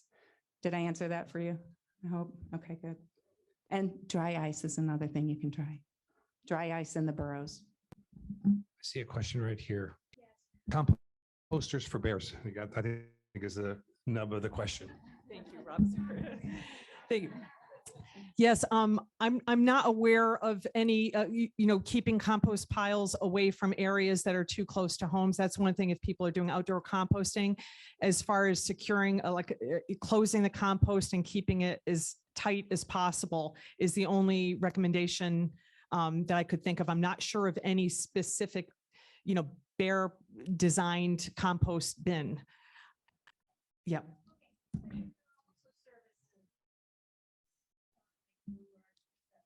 Yes.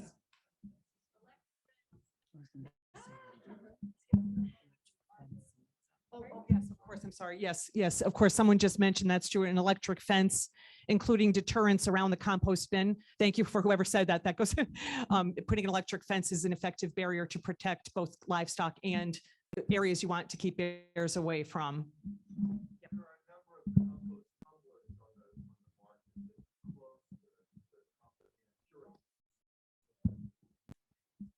I didn't even hear that. What did you say? I'm sorry. That there are compost tumblers. There are compost tumblers is what some gentlemen said over here too, that can be effective. So the question is about last year's neonicotinoid legislation. Thanks for asking that, Ben. We did have a bill last year, and part of that bill was also to ban chlorpyrifos, another side from golf courses. That part of the bill passed, but at the last minute, the neonics were lopped off. So a lot of people thought that the whole bill had passed, and it's good to clarify that. We still need to go back and finish that work and pass the neonic parts of that bill. Yeah, that's a great question. In 2016, thanks to Kim Stoner. Oh, how are neonics labeled, and how do you know you're using a neonic, and how widely are they used? In 2016, Connecticut passed the Pollinator Protection Act, which made neonics become restricted use pesticides. So you cannot buy them in Lowe's, for example. You can buy them online still, and licensed applicators, your lawn service, for example, probably can still use them. So if you have a lawn service, best thing to do is ask, what products are you using? And then you can go onto a website like Beyond Pesticides or Pesticide Action Network and look those up and find out what they are. They are the most widely used pesticide now in our country. So yeah, Kim, I think that that is up to the Environmental Protection Agency to be the ones to regulate and enforce it. Unfortunately, they're not able to do that. So these things are in our.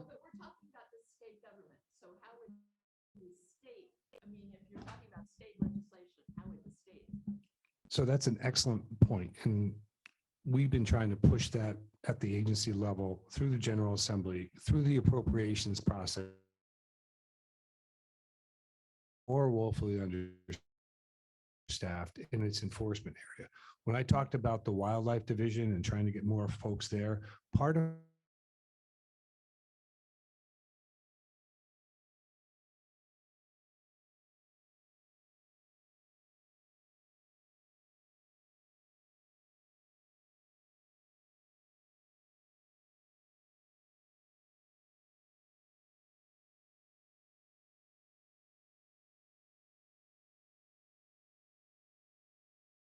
how much park staff, how low that's gone. Think about the fact that the amount of enforcement that we have in those areas, the police enforcement, is also based upon probably 10 year ago people visitors. And as a result of that, this super increase in the ability that we have for people to come visit the parks has put a lot of pressure on our law enforcement.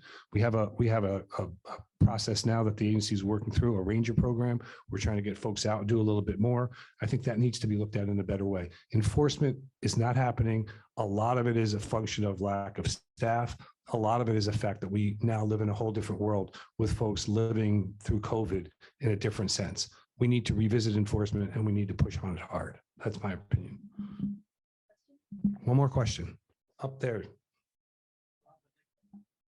So I would encourage folks to go to the CEQ website and take a look at that report, because I'm sure it has a ton of information. You guys do a great job. Thank you. Oh, I'm sorry. You were just talking about how CEQ has looked at the issue of people reporting. And once the reports come in, when you do your reporting on pesticide application, that the staff is actually at that point in time able to do some follow-up and make some enforcement aspects of it. But EPA is not doing what they need to do in terms of setting the standards, which makes it fall back on the state of Connecticut, which I guess, according to your report, is really inadequate again. So it's another area of the agency that would be the environmental quality area, where there probably are not enough staff in there to deal with the pesticide issue. That crosses over to rodenticides as well. And I just want to say, we still don't have digitized pesticide permit applications. So we've heard that that's happening, but we don't have data in Connecticut to use for this kind of, and DEEP doesn't have a way to easily look up where something is being used and then go and make sure the law is being enforced. So that's also a priority. Thank you. Okay, I think we're at the end of our wildlife panel, so I want to give them a big hand. Thank you so much. That was really informative, very helpful. I know that a lot of this sounds really disturbing and difficult to fix, and how do we go about that? But the good news is that every single thing that's being raised here, our lawmakers now have in front of them various pieces of legislation that will tackle these issues one by one. You know, you just keep the ball rolling on each of these issues from year after year and make progress. So you don't always have the big wins or the giant, headlines, but, these folks and all of you out there can kind of really keep moving things along in all of these areas, whether it's forest protection, pesticides, toxics. We're going to hear more about in the next two panels or three panels in the afternoon. We actually have a panel of lawmakers who are heading up the committees that are working on many of these issues. But we're also going to hear about solutions to our waste crisis and our climate crisis. So you're going to keep hearing that, but there are solutions and we're making things happen. And this is the place where you can really start. So with that, we are going to break for lunch out in the lobby. We've got sandwiches for you out there. And also the governor and the commissioner of DEP will be here at 12:30. Thank you, 12:30. And they'll give us a little bit of their priorities for the administration. So, and then we'll come back in the theater after that. Okay, thank you.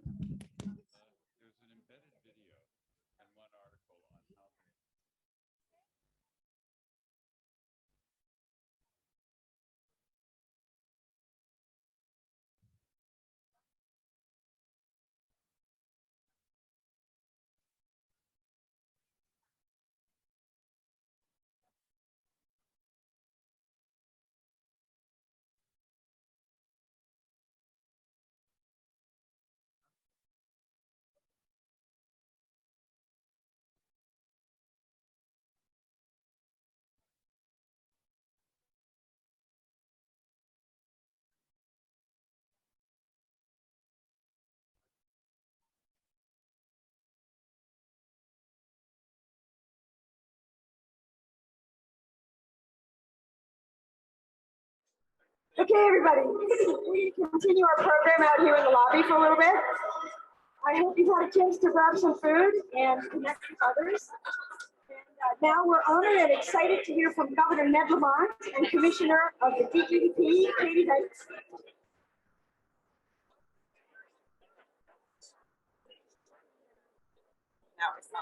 Okay, let me try that again. So half can hear and the other half can't hear, so I don't know if I'm yelling or not. Thank you, Mike. You're welcome.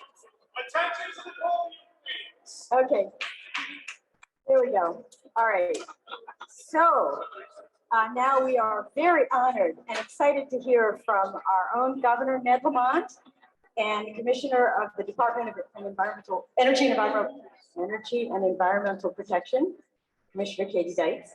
And I just want to say that Governor Lamont has consistently prioritized clean air and water, renewable energy, and protecting public health during his administration's first term.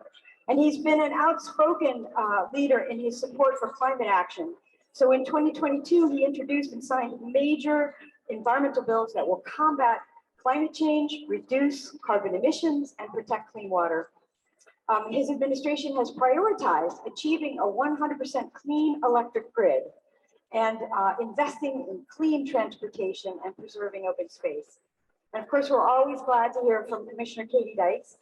She has spoken at every conference summit that we've had, I think, since she's been heading up the agency, and we are absolutely thrilled that she's been renominated to serve another 4 years in the current administration. So thank you. All that she's done and her agency has been doing to manage the protection of our state's environment. So we're all anxious to hear what environmental priorities and investments the DEP and the administration will be pursuing in the year ahead. So without further ado, let me pass it over to Dykes, and she'll introduce.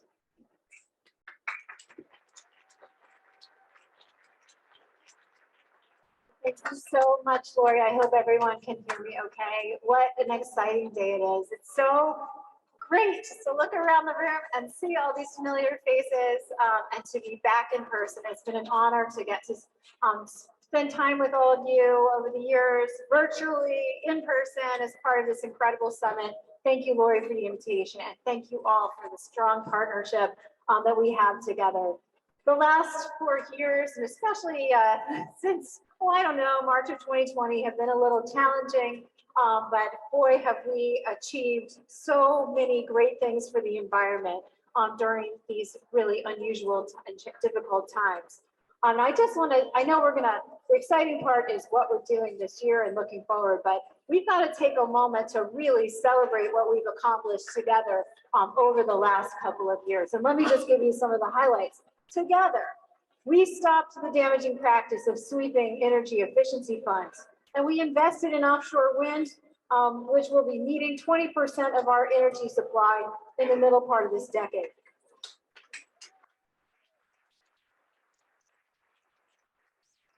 The goal of 100% carbon-free electric grid by 2040, and it took us a couple years to get it done, but you pushed through and made this your priority, and we got that to the governor's desk.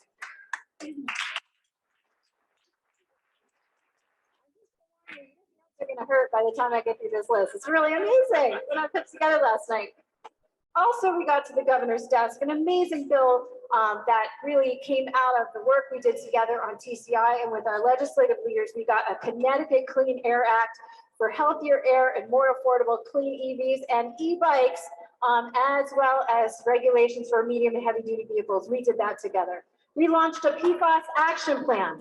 We got AFFF foam out of our fire departments, and we enacted a law banning PFAS as an additive in food packaging beginning in 2024. We secured an unprecedented $52 million in state funding to finally fix up some of the most treasured facilities at our state park system. We know how important that system has been during the pandemic, our increase in trail use of 50%, and it stayed that way, which is amazing to see people continuing to keep up those habits of hiking at our beautiful state parks. And now we're reinvesting in these beautiful facilities to make sure they're going to be there for our kids and for future generations. We're talking about Hublin Tower, we're talking about Harkness, we're talking about the pavilion at Racking Neck and Gillette Castle, and yes, Seaside State Park. And I'm really excited about the governor and the legislator support for us to move those investments forward. We became the first state in the country to make sure that climate change is part of our public school curriculum. You did that.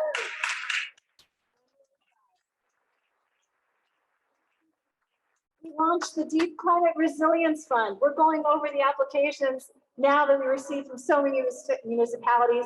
So delighted at the outpouring of interest. And we know those investments, that support is going to help us capture unprecedented amount of federal funds to keep our communities safe.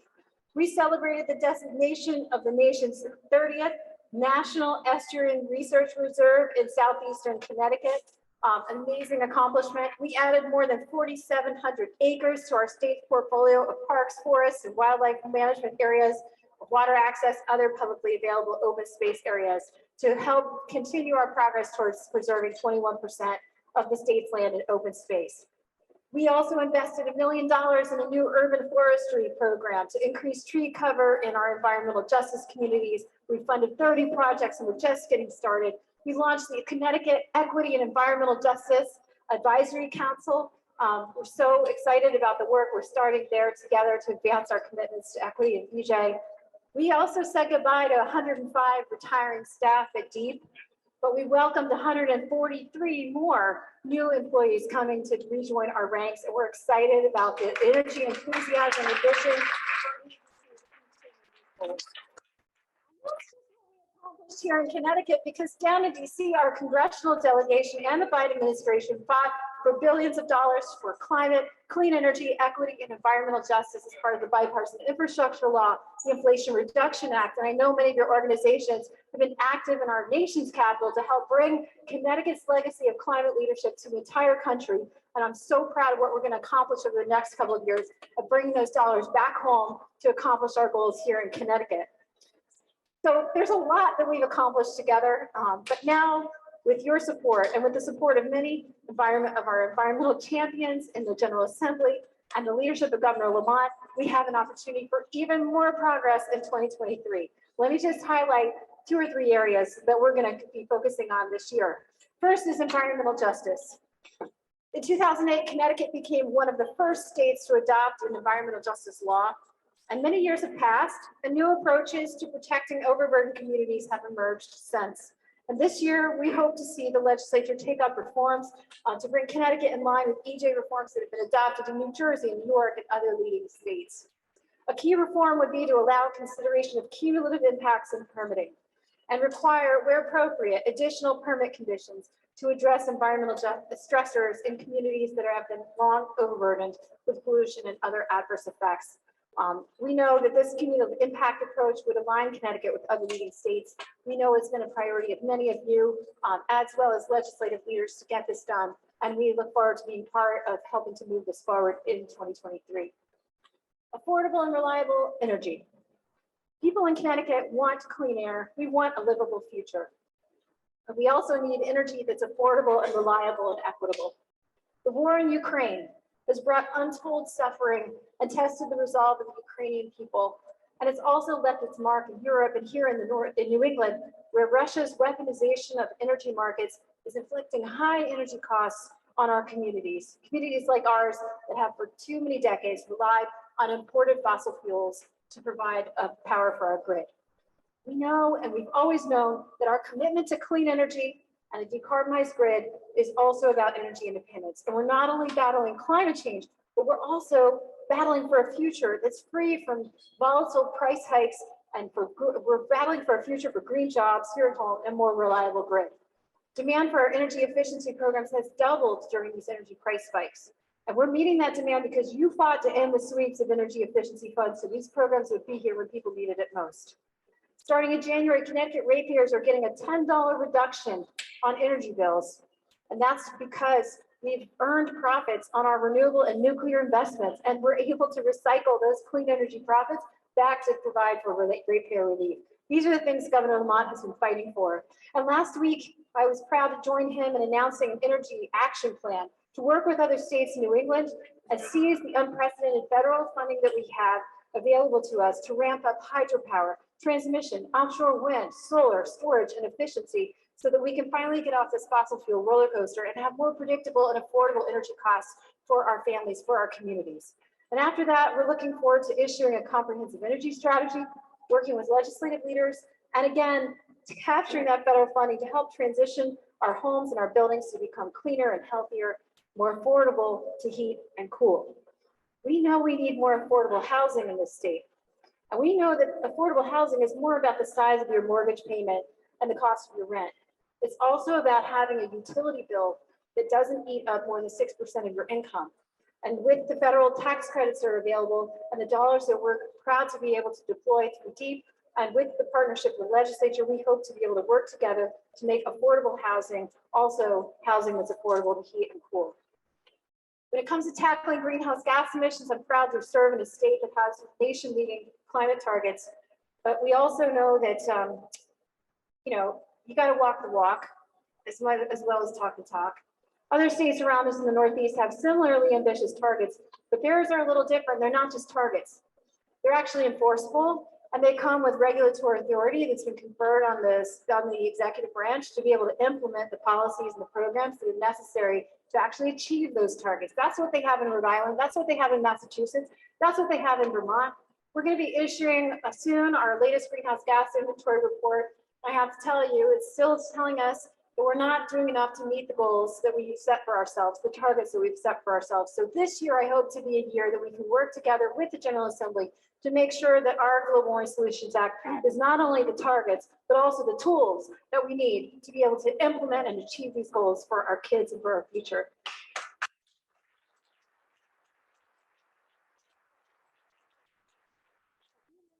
I joined Governor Lamont at an extremely cold outdoor press conference where we talked about a comprehensive future for our waste strategy. We know with the closure of the Mira waste energy facility, this is a year that we're going to be all hands on deck, working in partnership with our municipalities, working with our communities and with our legislators to put in place programs will help to chart a more sustainable future for our waste sector. We're exporting 860,000 tons per year of municipal solid waste to communities far beyond our borders to be landfilled. And we know we can do better than that. We've got to take responsibility for our waste. It's part of our DNA. It's what we've been about for many decades. And we know, everyone in this room knows, that the first way to solve this challenge is with recycling, with waste reduction, and with diverting our organics, our food scraps to be composted and turned into renewable fuel. So we're looking to work together on extended producer responsibility for packaging, on a program to increase funding for municipalities and communities to ramp up curbside collection programs. We want to work together with you to chart this path forward. We think we could at least cut that amount of exports down to by 40% if we can ramp up these types of diversion and recycling programs. But we're going to need your help. We're going to need your engagement. You've been there for us, working and advocating for these policies. We look forward to working with our legislative champions on that this year. So just a few things on the to-do list. Nothing you can't handle. But I know there's so many legislative leaders in here who've been just amazing supporters for us at DEEP, incredible partners. I'm not going to be able to name everyone who's here, but I thank you and I look forward to working with you all in this session. And I especially want to thank Governor Lamont. He gave me this opportunity for the job of a lifetime 4 years ago. And I was really excited when he asked me to keep going because we still got a lot more to do. And with his support, his leadership, we've gotten a lot done, and I know it's going to be a really impactful 4 years to come. Governor Lamont, would love to introduce you.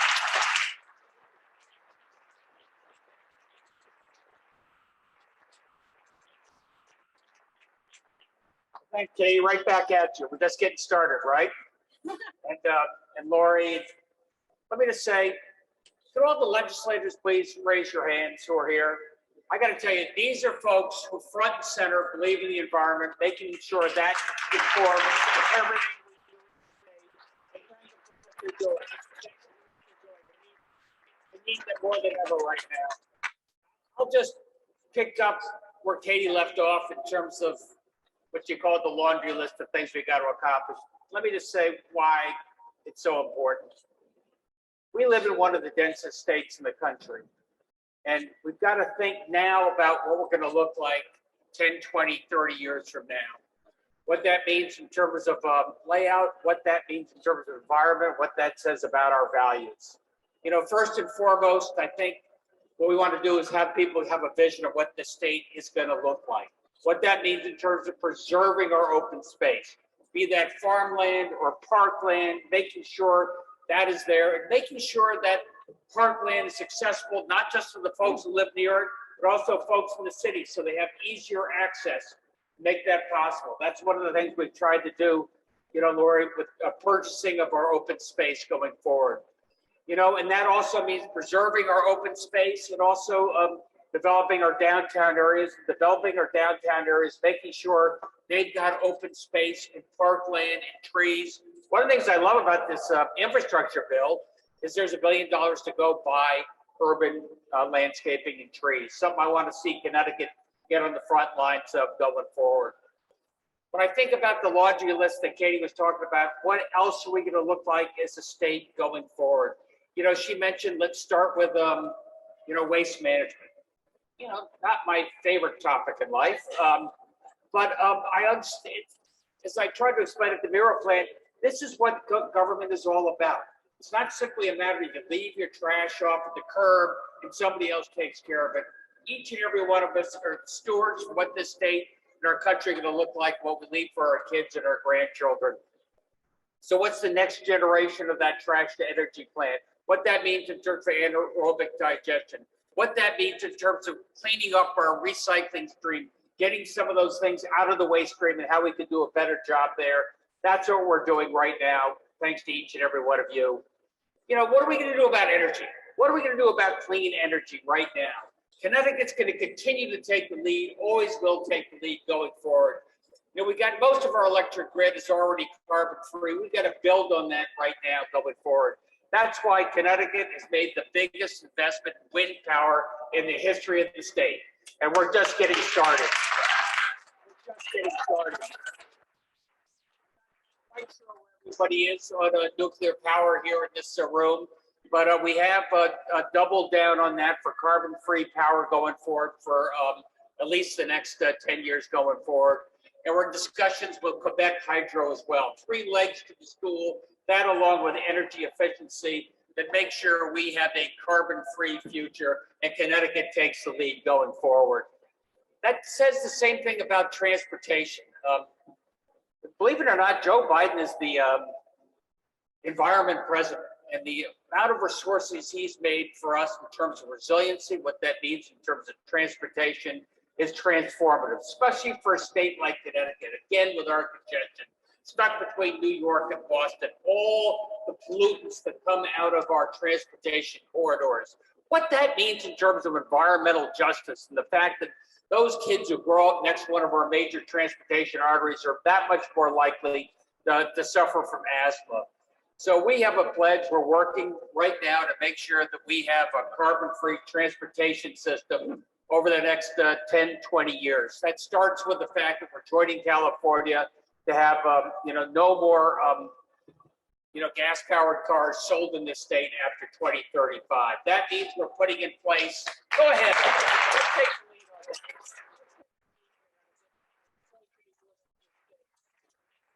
Next, the infrastructure bill, we're going to have scores more electric charging stations up and down our major thoroughfares, and making sure that, Jerry, you don't have to suffer from range anxiety any longer. We're going to make it a little bit easier for people to get around and make that transition.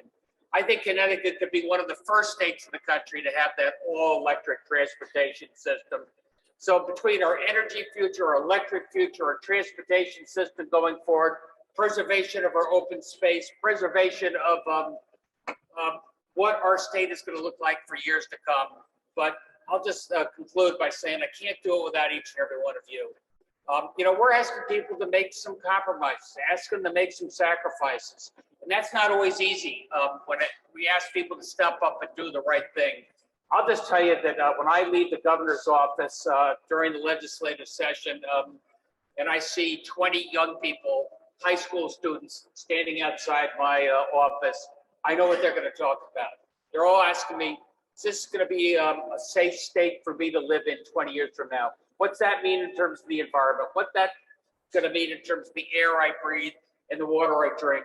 Governor, tell me that's going to be a priority for you each and every day. You've got the pledge from me. You've got the pledge from Katie. You've got the pledge from each and every one of the legislators who are here. And keep our feet to the fire, will you? Keep showing up to the legislature. They say,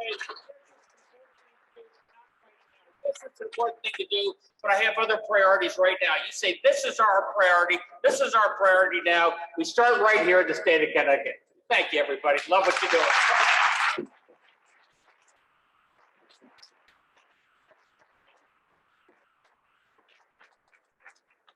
Lori, do we have time for one question? Maybe one? No, we don't. Do you want to moderate? There's a lot of shy people here.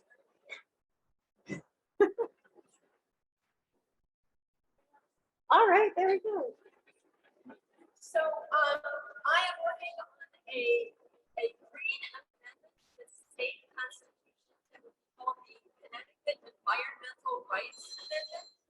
And I would like to know whether you and the governor would be able to support an amendment to the state constitution that would guarantee the right of all people in Connecticut to clean air, water, soil, a healthy environment, stable climate, and healthy ecosystems. I think those are all part of our DNA, like I said. And I think there's so many things in our state statutes that are speaking to those goals. And so we'd love to, talk more with you and hear more about that effort. I think it's really important to enshrine, what our principles are in our founding documents. And I'll say along with that, let's make sure we get the tools to actually achieve those targets, achieve those goals. And that's where I look forward to having those conversations with everyone this year. Great, love the initiative. Well, I know it's right at 1 o'clock, and I really am so glad to see everybody here. Thank you so much for giving me the opportunity, and of course, it's wonderful always to hear Governor Lamont's vision as well. We have an incredible leader and supporter in the governor's office, and with at the General Assembly as well. So thanks again, and great to see everybody, and thanks for all your hard work and partnership.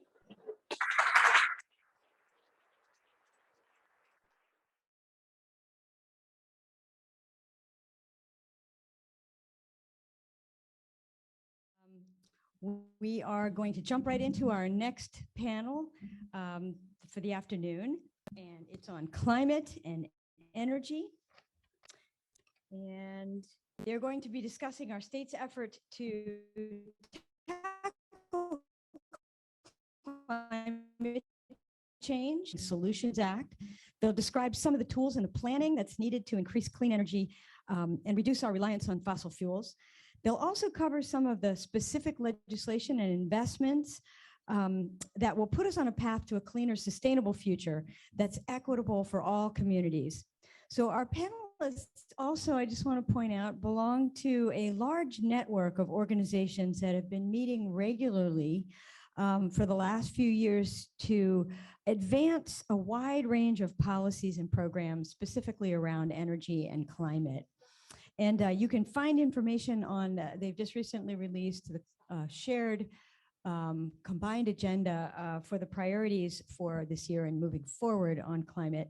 And that particular list is in your packet, and I think Nathan will talk about that. So today we have panelist Charles Rothenberger, who's the climate and energy attorney at Save the Sound, Nathan Froling, who's the director of external affairs for the Nature Conservancy, and Samantha Danowski, State Director of the Connecticut Sierra Club.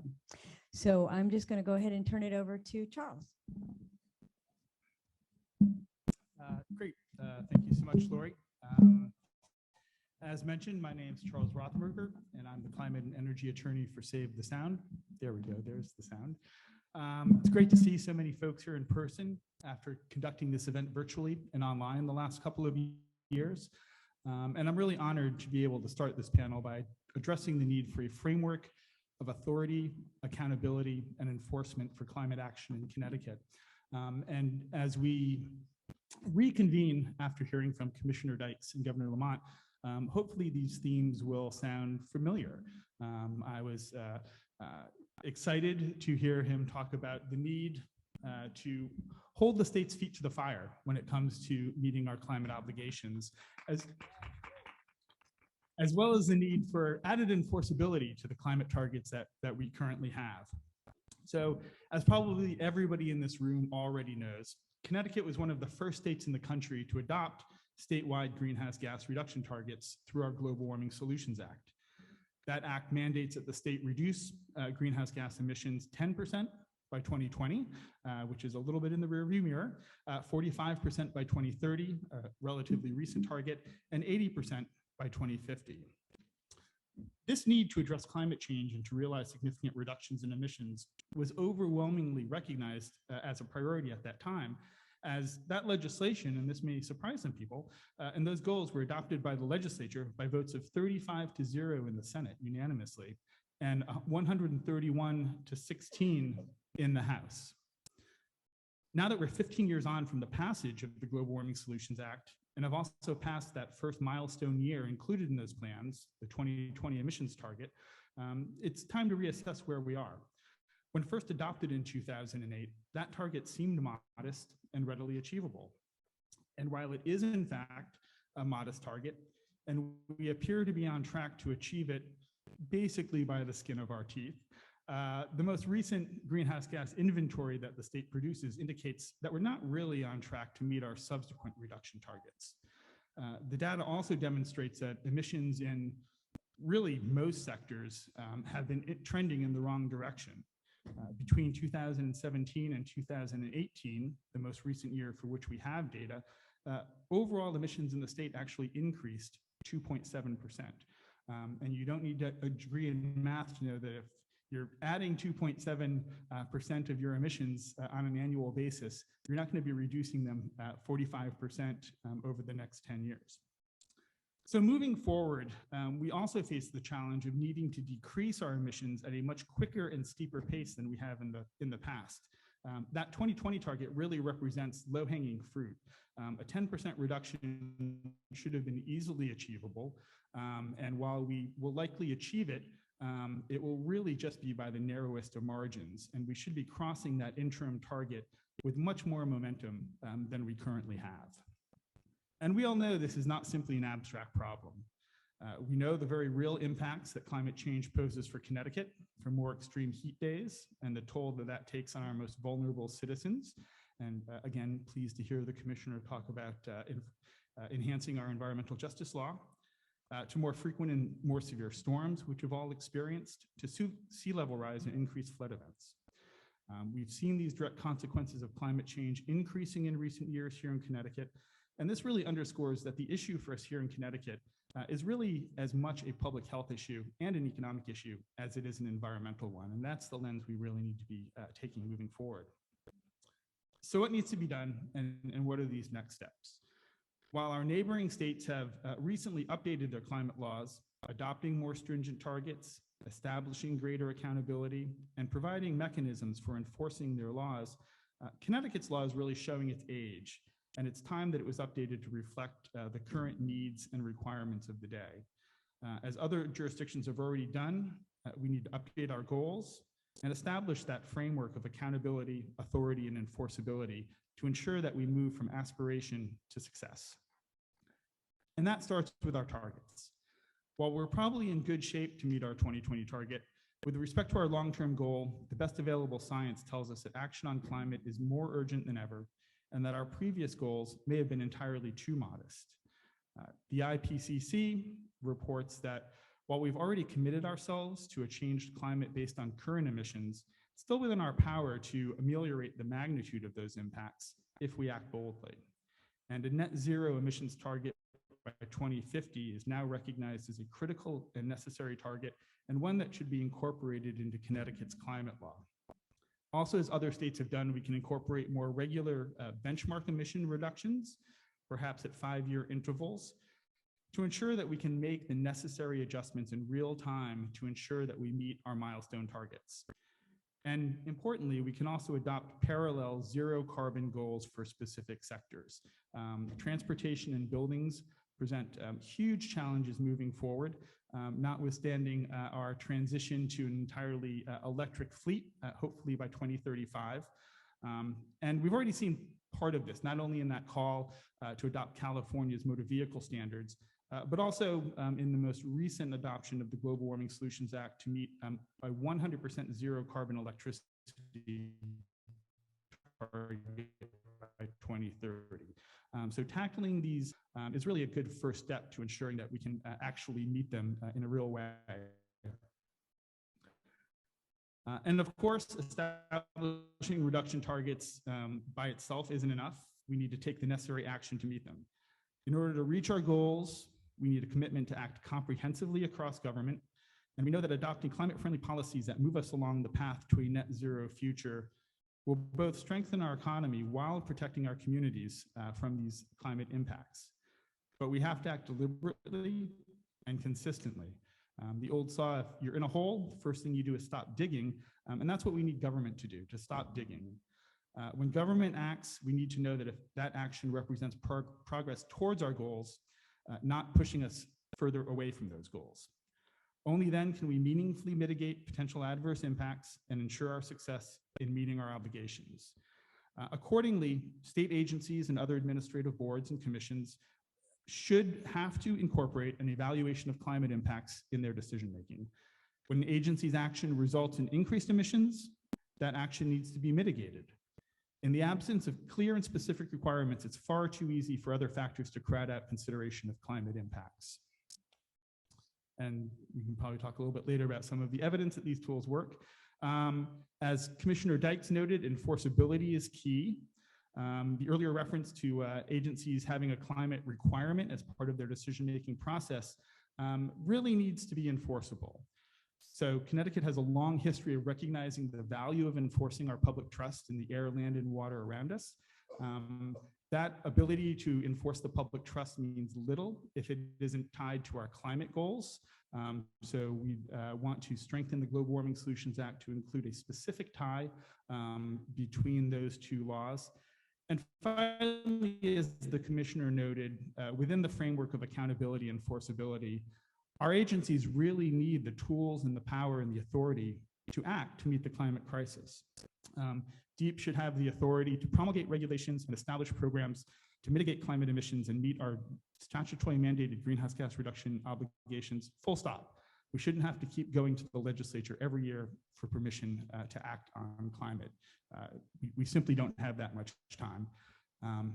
And I think the final leg of the stool is a robust planning process. And with that, I will turn it over to Nathan. Thank you, Charles. Well, it's a pleasure to be here. Again, I'm Nathan Froling with the Nature Conservancy, and I'm going to first say, I think I can fairly say that we all care deeply about climate change in this room. Do we all agree? And we know that, and thank you, and in order to get there, we need to decarbonize our entire lives, our entire economy. That's a huge and complex task. And we would argue that we need a roadmap to get us there. Now, some might say, isn't there already plenty of planning? There is planning, absolutely. And Katie mentioned a little bit about it just a moment ago. But we still need more planning. We need a roadmap. Although there are valuable planning tools the state uses right now, such as the Comprehensive Energy Strategy and the Integrated Resources Plan, DEEP staff themselves have acknowledged that there is no comprehensive integrated decarbonization roadmap for Connecticut to meet the goals that we just heard about in the Global Warming Solutions Act. Existing and still needed planning is not yet integrated into one actionable set of critical, clear steps, policies, programs, and key decisions. Such an economy-wide multiple sector decarbonization roadmap would identify and integrate those pieces. It would also be the basis for accountability in which progress could be measured and needed adjustments made. And we're not alone. Massachusetts has done their own decarbonization roadmap. They announced it in 2020. They've done some additional measures that build on that roadmap. And the other point about that is that when Connecticut does its own decarbonization map, that does a lot for the region. If there are two states in this region of New England that matter critically because of our populations and our very active economies, it's Connecticut and Massachusetts. And for us to be able to both have two roadmaps will help the region as a whole, as well as helping us individually.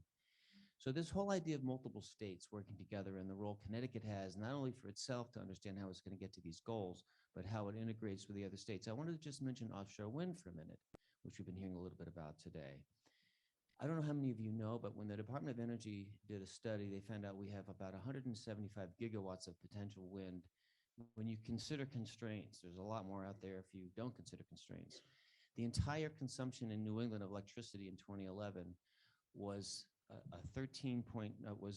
less than 10% of that potential, 13.3 gigawatts.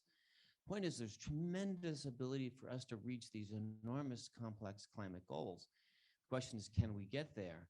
And some of you may know that we have a major obstacle called the grid, the electric grid on land.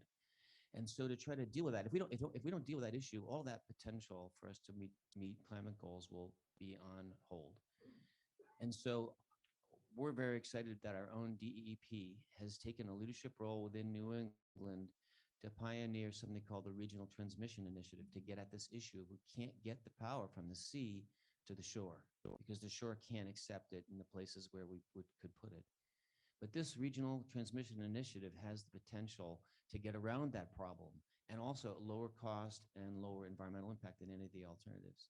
It is an example, one piece of the planning that is needed to be done. It is a piece of the entire complex array of things that need to be done for decarbonizing our entire economy.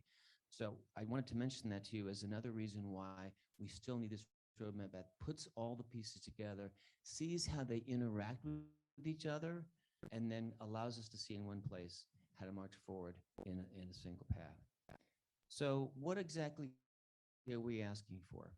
We want Connecticut to be a leader, to continue being a leader, and we proposed legislation as part of updating the Global Warming Solutions Act, which is what Charles just talked about, that directs the state to prepare a multi-sector Connecticut decarbonization roadmap for meeting GWSA, Global Warming Solution Act targets economy-wide.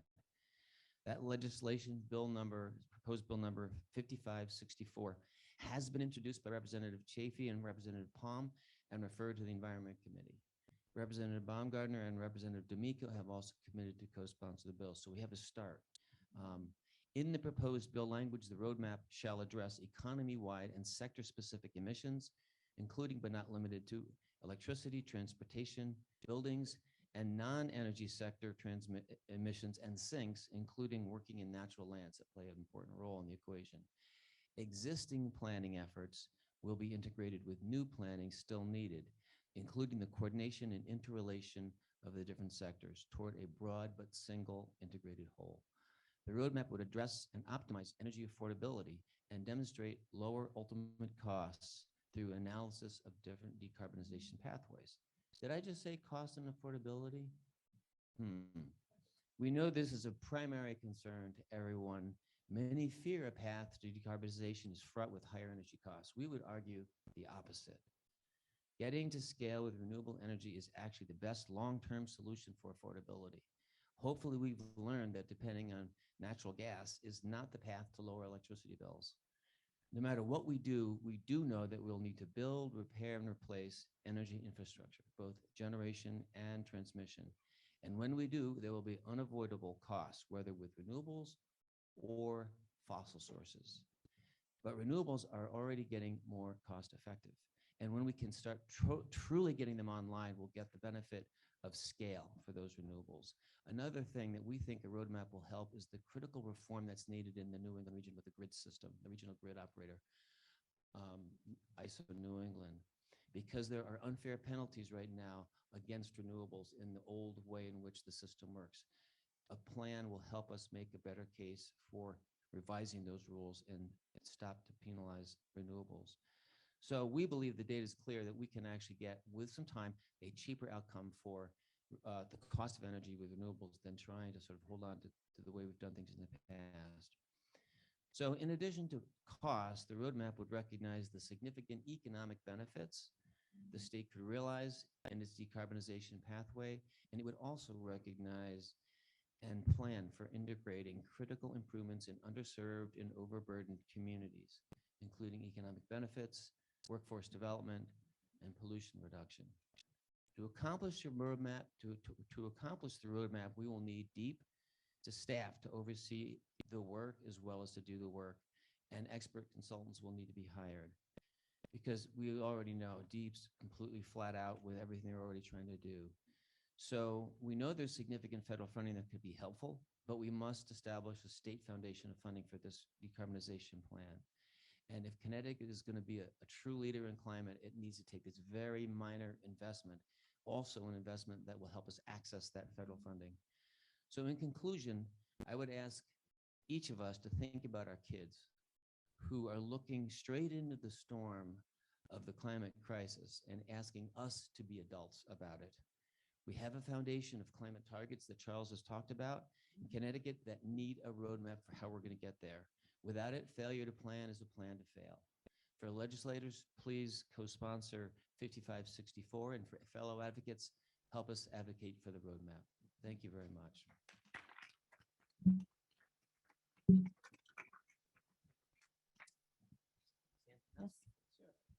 Yeah. Hi, everybody. I'm Sam Danowski. I'm the state director of the Sierra Club, and I'm going to follow up on Charles and Nathan and their call for strengthening the Global Warming Solution Act and getting us on the pathway to decarbonization with some specifics about one of the largest emitting sectors of our economy, which is buildings. Each year, DEEP, as Charles referred to, puts out a greenhouse gas inventory, and the three largest sectors that emit greenhouse gases are transportation, electricity, and buildings. And we've made a lot of progress in Connecticut in recent years in two of those areas, electricity and transportation, and many of you have been advocating for the changes that were made. Last year, the legislature passed a zero carbon electricity supply by 2040 bill. So that's a big step in the right direction for electricity. On the transportation front, an enormous bill that included a lot of clean transportation initiatives was passed. So we're excited about that. We still certainly have a long way to go in both of those sectors, but the sector that has gotten the least attention is buildings. And so this is really the year to do some more about that. And I'll talk about what we can do and why this is the right time. But first, where do emissions from buildings come from? So we combust fossil fuels inside homes and commercial buildings and industrial buildings, oil and fossil gas. Think your furnace, your hot water heater, your stove, to a lesser degree, some dryers run on gas. Those are all combusting fuels, creating emissions that contribute to the climate crisis, but are also terrible for our air quality, indoor air, outdoor air, our public health. So there are lots of reasons to take care of this. When I think in terms of all of our decarbonization efforts, and buildings are no different, Charles made this reference as well. We need to be doing, think about the big picture. The three things we need to be doing: we need to stop digging the hole. We need to stop making the problem worse. And in buildings, that means stop constructing new buildings that require fossil fuels. They're going to last for decades and decades. We don't need to be hooking up fossil fuels to new buildings. We have all the technological options available to us to not do that. So that's first, stop digging the hole. Transition what we have. Our existing buildings can be transitioned, and the time has never been better because the federal government has just passed the Inflation Reduction Act in 2022 that's providing billions of dollars to help make this happen. And then the third pillar is do it equitably. Vulnerable communities where less investment has been made in building improvements have homes that are draftier, they're less efficient, they're wasting energy. That's bad for climate, but in this time of skyrocketing energy prices, it makes that problem worse too. So stop digging the hole, transition what we have, and do it equitably. So let's talk a little bit about what the legislature can do this year and some specific proposals that are being considered that I hope you will help support and that we can get moving this year. And the first one is in the category of stop digging the hole. New construction. All new construction should be required to be combustion free and all electric.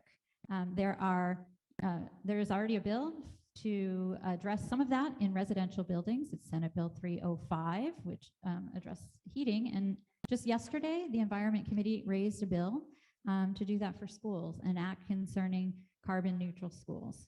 So those would be two huge and important steps in that process. That was very funny. I'm not sure I understand is what the I just said. Can you hear me? In the area of transition existing buildings, we do, and coupled with doing it equitably, is we have a real opportunity to make sure that we are addressing vulnerable communities with housing that really needs updating and can be updated in a way that makes them more efficient, electrifies, provides solar, battery, it's affordability, efficiency, resiliency, electrification, all in one.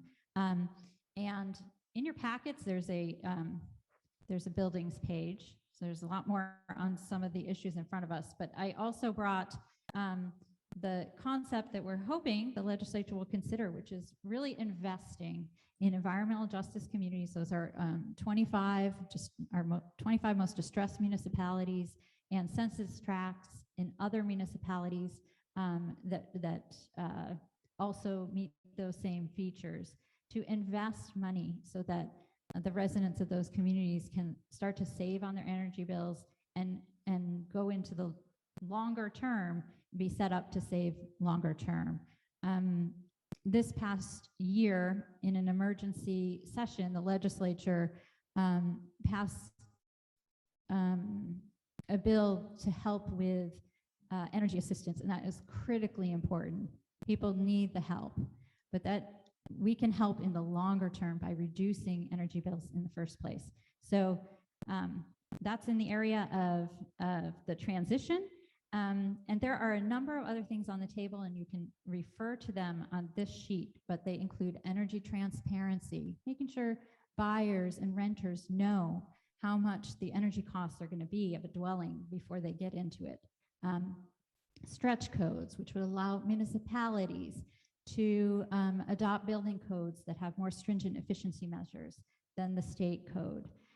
Appliance emission standards. Our appliances are emitting toxic fumes into our homes, and there are no indoor air quality standards. Putting some standards on those. Embodied carbon, read more about it on this page. It's we can buy cleaner construction materials and help reduce greenhouse gases. So I hope you will help. I know CTLCV, Sierra Club, all of us will be sharing information about the bills as they move forward, and we look forward to working with you, with the legislators, to making these things happen. With that, I will finish talking, and I think we have a Q&A. Oh, there you are, Lori. Hi. Yes, thank you so much. That was really very informative, a lot of information, and thank you for showing us that indeed our little blue state of Connecticut can certainly do big things and have a regional impact and be leaders on climate. So we do have maybe 5 or 6 minutes for questions, probably as much as 10. Should we just open it up? And then remember, you can call down your question, but we'll want to repeat it into the microphone for the recording and for the live stream. Are there any questions? Okay, Mary Mashinsky. Got it. Thank you. Okay. In terms of investment in environmental justice communities for energy efficiency and building electrification, the suggestion was to have it be a priority that environmental justice communities come first, and that it's also open for other communities to make sure that there's as much support as possible for it. Thank you. You can just go ahead and call it. I mean, so the question was on the Green Constitutional Amendment, Environmental Rights Amendment, and sort of what we think of it. And it's hard to argue that that's a great idea. I believe that Oregon has maybe not something identical, but as part of their state constitution, the public trust doctrine is incorporated. So there is precedent for that. You know, I think there's a recognition that adopting constitutional amendments is incredibly difficult, but I think that is something that is fundamental and you know, well worth the effort towards working towards that. I'll try to take that up. The question was, what about nuclear in the state of Connecticut? I'll start out by just saying that there was a law passed, I believe it was the last session, that actually allows for essentially the small modular reactors or further sites to be remediated instead of the current ban on such things. I don't know if I have that exactly right, but essentially a liberalization in the direction of more nuclear. Nuclear is indeed one of those issues that may split us down the middle. Some of us believe that the only way we're going to get to climate in time to save the Earth is to put all hands on deck, which includes nuclear. Others feel very concerned that it's not as necessary and has obviously dangers associated with it. At the Nature Conservancy, we've been impressed with some of the advances in the technology. This idea of a small modular reactor is a much different animal than the ones we're used to when we were growing up and we had 3 Mile Island and so forth. But I'm not here to say that that's how we all should feel. I think, again, you know, going back to the roadmap, we need to be as green and as renewable as we can in getting to that zero carbon day. I think we need to be open to looking at how we're truly going to get there, and that may include nuclear. So I'm giving you a bit of an ambiguous answer, except to recognize it's not a clear-cut thing. I don't think if either of you care to comment on it.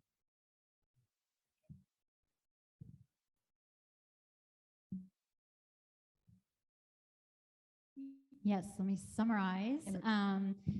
The question was about what about solar and energy efficiency, making efficiency stable and increasing solar, and to be cautious about planning leaning us entirely in the direction of utility scale everything. I love that question. Thank you so much.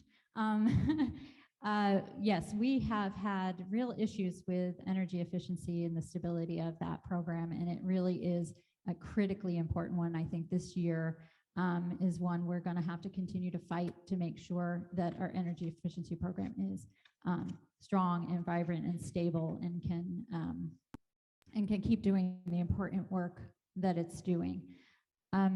Solar in Connecticut is just barely scraping 3% of total generation. In Massachusetts, it's 20% of their electricity generation. We are doing something wrong. And the thing is that solar can go up fast. You know, the more distributed it is, the less we have to worry about transmission. We have opportunities to really help people when we do rooftop solar. We have some great information from PACE, People's Action for Clean Energy, Bernie and Mark, about parking lot solar and how much of a state's electricity need right now could be served by very large parking lots around the state. So I'm in agreement with, I think, what you were getting at.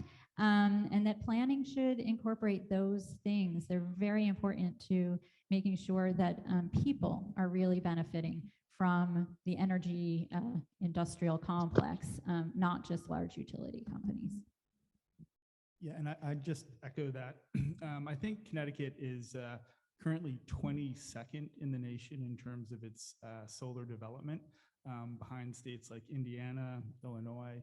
So there's clearly a lot more work to be done.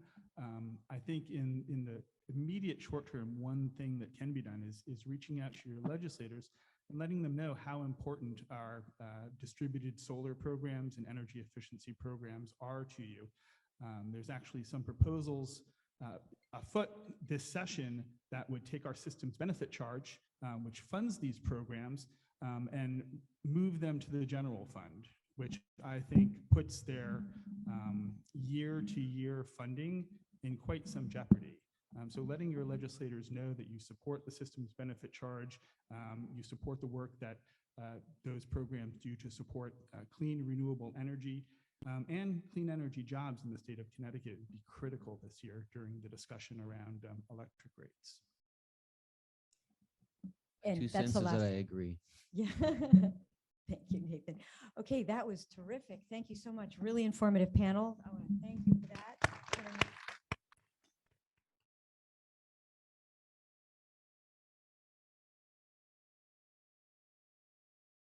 We have here with us today, we know that it's because of their hard work and willingness to take on these issues that we do have the momentum at the Capitol right now to get really good bills passed. And as I said before, it's not huge wins one after the other. It's just keeping the ball moving in all these areas.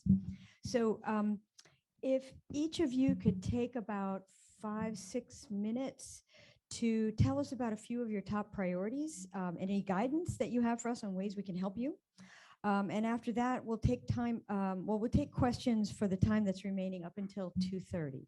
So however you will also be able to flag for you. When we're at about a 5-minute for each of you, Juliana will just kind of let you know where we are in that process. So our legislative guests who are speaking today are Representative Jonathan Steinberg, who co-chairs the Energy and Technology Committee with Senator Norm Nealman, Representative Joe Gresco, who co-chairs the Environment Committee with Senator Rick Lopes, and Representative Geraldo Reyes, Environment Committee member and Deputy Speaker, and Representative Christine Palm, Vice Chair of the Environment, and for any of those of you who don't know, a force of nature behind many of the good environmental things that are coming out. It's a team, I know, but this is really a lot of the top leadership that's going to be handling a lot of our important bills that you heard about. So without further ado, perhaps we should start with Jonathan Steinberg, Energy and Technology. Good afternoon, everyone. I believe I've been to every one of these summits, including the virtual ones dating back to when I was representative-elect in 2010. Beg your pardon? Yeah, right, 18, okay. It feels that way sometimes. But it's really good to see you all. I refer to you behind your back as my environmental homies, and I really count on you to not only inform me, but sort of stiffen my back to make sure we do the right thing, no matter what it takes. And that's really kind of where we are right now with energy, the environment, and climate change in general. If I thought I had the flexibility to pick my mandate this year, I would be wrong. That has been defined for me. Everyone is or will be, as soon as they get their electric bills, very focused on the cost of energy right now. And we are in a crisis, one could argue, of our own making. Obviously, in any sort of enterprise, one has to make choices, one has to entertain trade-offs and take risks. And we have taken risks for a number of years, ever since we decoupled generation responsibility from our utilities.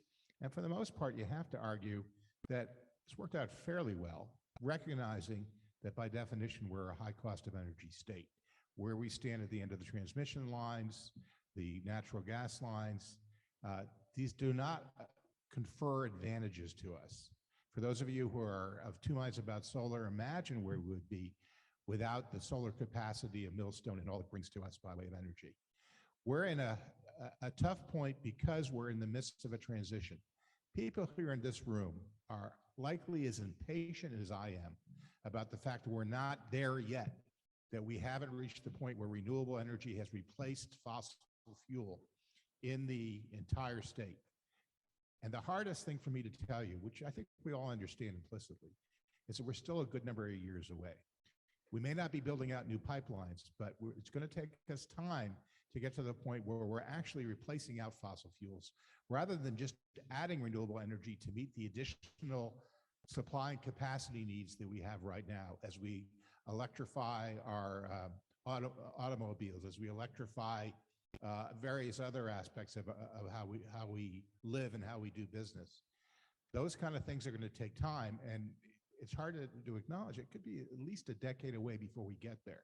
So we really have to have a short-term and a long-term strategy that tie into our zero carbon goals, but also recognize the practical realities of where we are today. There are those who are going to say, why can't we just tell the utilities to lower the energy charges? That's, yeah, okay, good. We're all good.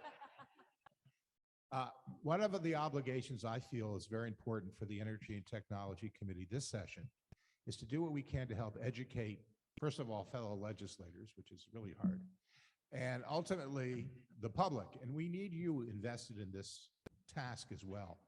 We're going to be holding a number of informational forums for the Energy and Technology Committee this session. There will be any number of hearings where we'll sort of delve into the topics, but we want this to translate down to the average citizen who may be very emotional and angry now, and help them understand how we got to where we are, what our choices are, and what it's going to take for us to get there. And that's going to be hard. You heard earlier about sacrifices, about tough choices. Some of those things are right in front of us right now. We're at an inflection point in that regard. So what are we going to do about it? We're going to have a conversation. We're going to talk about the process. I was very pleased to hear one of the questions from the previous panel. There are things that we can do more. Solar has become sort of like yesterday's news. Yeah, we've been there, done that. Not even close. We had some momentum years ago, and it seems to have fallen off a little. The new sexy thing in town is offshore wind, which is critically important.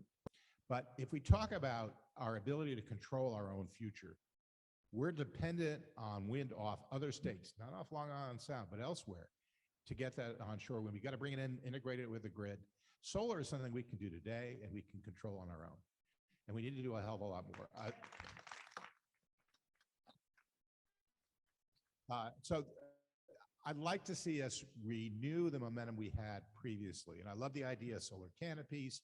We should put solar everywhere. What's that commercial? I put that stuff on everything. We should be putting solar on everything.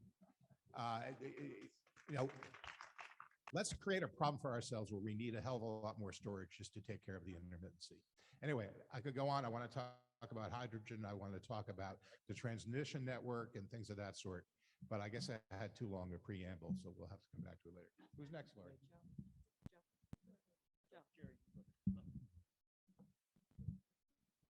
I hold the stop sign there for a minute. Thank you all for coming and for coming every year to this event, airing out what we're hopefully going to try to accomplish in 2023. Looking back on the accomplishments we had in 2022, I think environmentally we're on a good roll here. And I want to say thank you to not only all of you in the room, but the legislators in the room. I think it's becoming easier to entertain environmentally conscious legislation through the legislative process, not only because of our of the colleagues that I have now, but the leadership that we have now that lets us pursue this, that says to us, you do the work, I'll call the bill.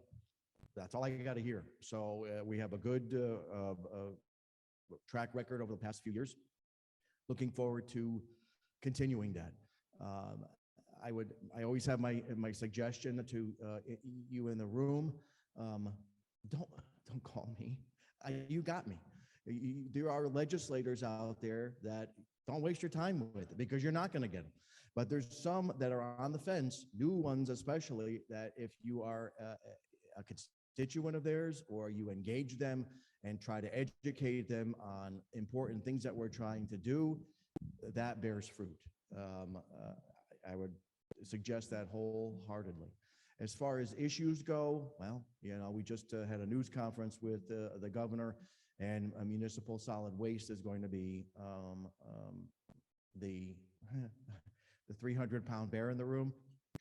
And as we try to handle how we're going to do this, multi-year, short-term, long-term kind of thing, but the governor's bill is going to have an EPR in packaging in it. We're going to have food diversion incentives increased. So it's going to be multi-pronged as far as that goes.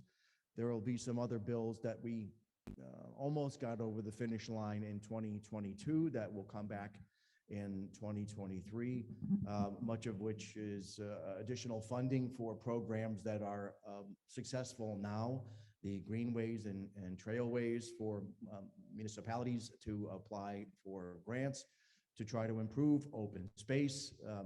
Last year, we were able to get it doubled, but it was a one-timer.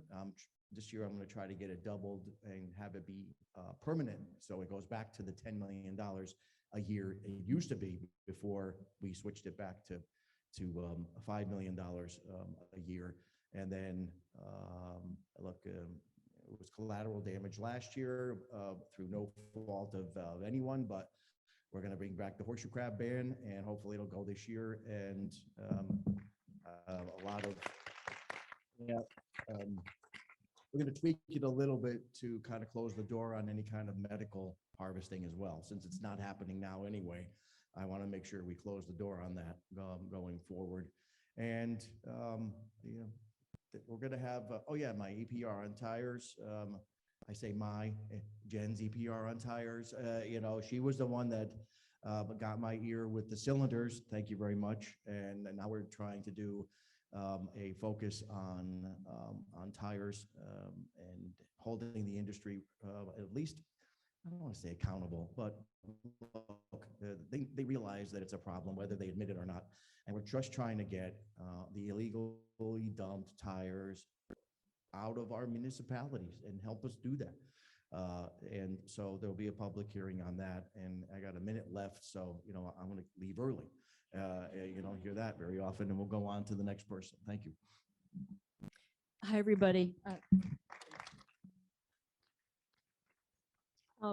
I want to just say to my wonderful partner and ally, Lori, one correction. I would have never been able to get the climate teaching bill or anything I've done through without the partnership of many of my colleagues, especially Geraldo Reyes here to my left. And I don't know who's in the audience right now. Yeah, he deserves a hand. I'm not sure if there's anybody from Sunrise Movement, but some of the young people really turned out. Thank you for that. And Leticia Colon, I'm not going to name everybody because I'll get in trouble because I always forget people, but I do want to impress upon all of you the importance of partnerships. And that's true with everybody in this room. And to that effect, if I had one ask of you this year, it's to please, those of you who are, I'm going to say professional advocates, or whether it's your job or your avocation to be on top of legislation and an advocate, please encourage other people in your circles to do that. As vice chair, it's my job once in a while, we give our chairs a break when they need to eat or use the bathroom or whatnot. So I was running an environment hearing, I guess it was last session, and there were 210 people who signed up to speak on an EPR bill, of whom 19, I counted, 19 were citizens. So whatever 210 minus 19 is, that's how many lobbyists and professional people with an axe to grind showed up to be the voices that we heard. So please, in addition to the wonderful jobs that you all do, try to help us get more civic engagement from people like you. And please disabuse people of the notion that if they don't have a PhD from Yale in engineering or a degree, or they're not a professor at UConn with degrees in biology, that we don't want to hear from them. Nothing could be farther from the truth. Thank you. So in addition to supporting and working with my colleagues on everything from animal rights bills to environmental justice, which I know Rep. Reyes is going to speak more about, I can go through a list quickly of the 4 environment bills that I've raised, if that's of interest, or we can save that for Q&A. Yeah, okay. So very quickly, oh, and by the way, 2 of these came right out of constituents, and I worked with them, and maybe they're even in the room on this. One is an act concerning reduction of plastics and developing compostable packaging sector. So this would be a truth in advertising bill. Right now, almost none of us, including experts in recycling, can tell what the hell goes in the bin and what doesn't. So those round black takeout containers with the clear top, it has a little very deceptive symbol on the bottom, a triangle with little intersecting arrows, which would say to any reasonable person, oh, this is going to return, this is recyclable. It's not. You put that in your thing and it contaminates the whole bin. So this bill would be a truth in advertising bill that would require producers of plastic to have an accurate labeling system. A simple R means yes, recyclable. R with a slash means no, just like the driving symbols in Europe that we've now acquired in this country. So that people know how to be responsible consumers of plastic. And it would also incentivize people to reduce plastic through various means, which I won't get into right now. Jerry's going to talk about that one. I introduced this bill in 2018, and 2 years, it never went anywhere, but as we all know, public policy can take years. An act prohibiting high frequency commercial seismic surveying, along with some of my colleagues like David Michel, who knows a great deal about oceans. Some of us are very concerned about the marine ecosystem and how it's disrupted by these high frequency depth charges that are commercial. And I stress commercial because truly research oriented seismic surveying, which is at a lower frequency and a lower volume, does not do the same kind of disruption of the ecosystems of marine mammals, all the way down actually to the level of plankton. When Joe Biden took over as president, one of the first things he did was remove the permitting of the exploration of oil and gas off the coastlines. The new majority in Congress in the House has said they're going to start that up again, so I have reintroduced this bill. I'm happy to say my co-introducer is Senator Martin Looney, so hopefully that bill will get some traction. And again, for those of you who are saying, well, we don't have any oil or gas off the coast in Long Island, probably we don't, but tell that to BP Oil, who can't wait to get in there and make absolutely sure there isn't one drop. This would prevent them from the exploratory processes, which are equally damaging. An act concerning zero carbon emissions, this would put teeth into the Global Solutions Warming Act. And again, there are many people in this room who helped with this language, and I'm deeply grateful. We need to, not Charles. No, not Charles Rothenberg. He was of no help at all. I'm trying not to name names here, people. Yes, Charles, thank you. So we need to make sure that we have some teeth in our zero carbon goals, which the state, and I do believe the governor is sincere about this, but unless we have specifics about how to get there, we're not going to get there. Let's see. Oh, one of my favorite bills, human composting. Recently, New York became the 6th state to allow what we call organic reduction of a human corpse. This is different from green burial. In certain cemeteries in Connecticut, we allow already green burials. I know that members of the Jewish community have often done green burials because they don't believe necessarily in the lead, the chemicals, and the body goes into the ground quickly. This is different. This is an above the ground, hermetically sealed vessel where with certain organic materials, you could accelerate the decomposition of a human body and become soil. So the Catholics in the group will love the dust to dust. The Jews in the group will love the immediacy of the barrel. What's not to love about this bill? I'm trying to think, is that everything? Let's human composting, carbon emissions, plastics, seismic surveying. Yeah, I think that's it for me. Thank you. Jerry.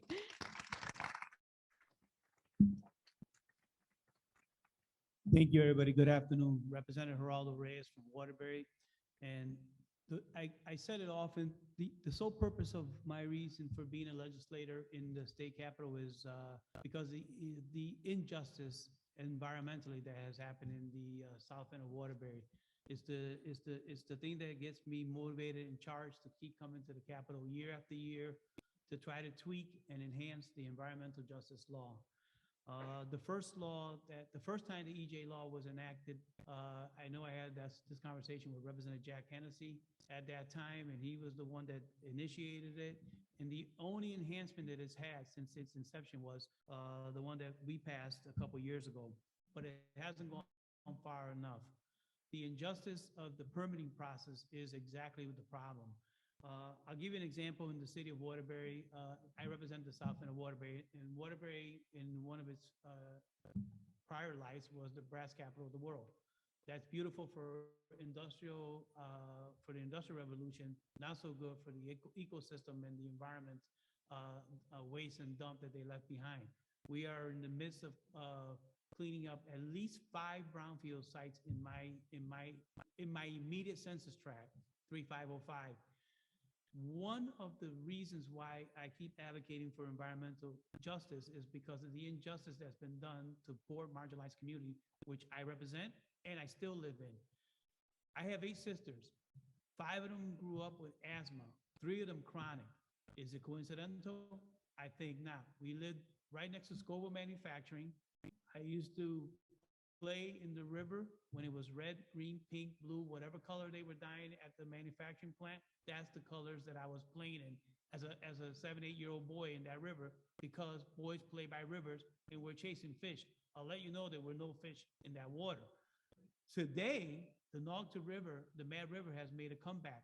To thank God to advocates like yourself and good legislation that's actually turning the corner, but it's not enough. What we need, and I've had this conversation with Commissioner Dykes more often than not, we need in the state of Connecticut transparency, honest conversation, no backroom deals, having people come to the table and explain exactly what they're doing, what their intent is going to do, and they can come to the table to actually work with a community rather than sneak something into that community that's going to affect the community.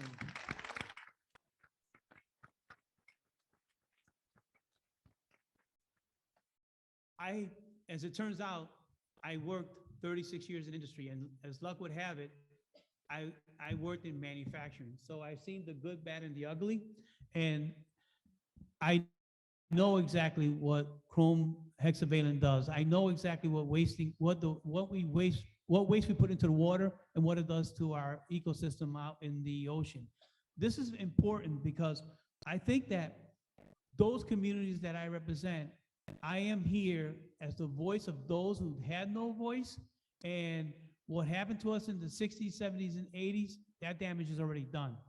What happened in 90s, 80s, 2000, many of us in here have already advocated to actually correct those wrongs. What we're trying to do in 2023 is actually for our grandbabies and for the future to leave the world in a better place than we found it, number one. Number two, hold those corporations that we've been given billions of dollars to in bailout to come back and clean these areas that they left polluted for us and left us holding the bag. Corporations have done more damage in the United States of America than any other entity. And I'll repeat that, corporations. Why? Because they leave the communities behind to clean up the brownfields. Brownfield remediation today costs not millions, billions. I have 5 of those sites going on at the same time. I've been criticized for advocating to put a ballpark on an environmental site. We don't have the green space. It's the only option I had. I'll take that criticism as opposed to having no green space for my grandbabies to play in. So I believe that we have to be responsible and intentional in our legislation when it comes to EJ law.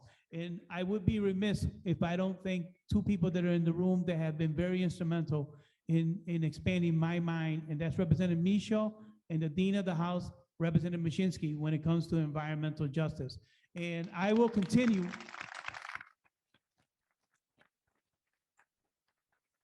And I will continue to make this the focus of my work in the 2023 legislative session to make sure that we come out with the most robust and national leading EJ law in the country. That's our charge. Thank you.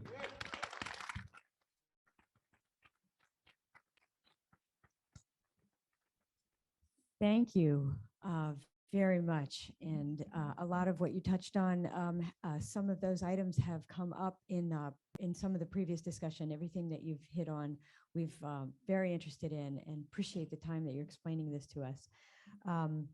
I think at this point we are actually a little bit ahead of schedule, so we'd love to open it up unless any of you have some additional comments to make right now or just questions. Way we've been doing it is that they will simply call down the question. It's being recorded, of course, and live streamed.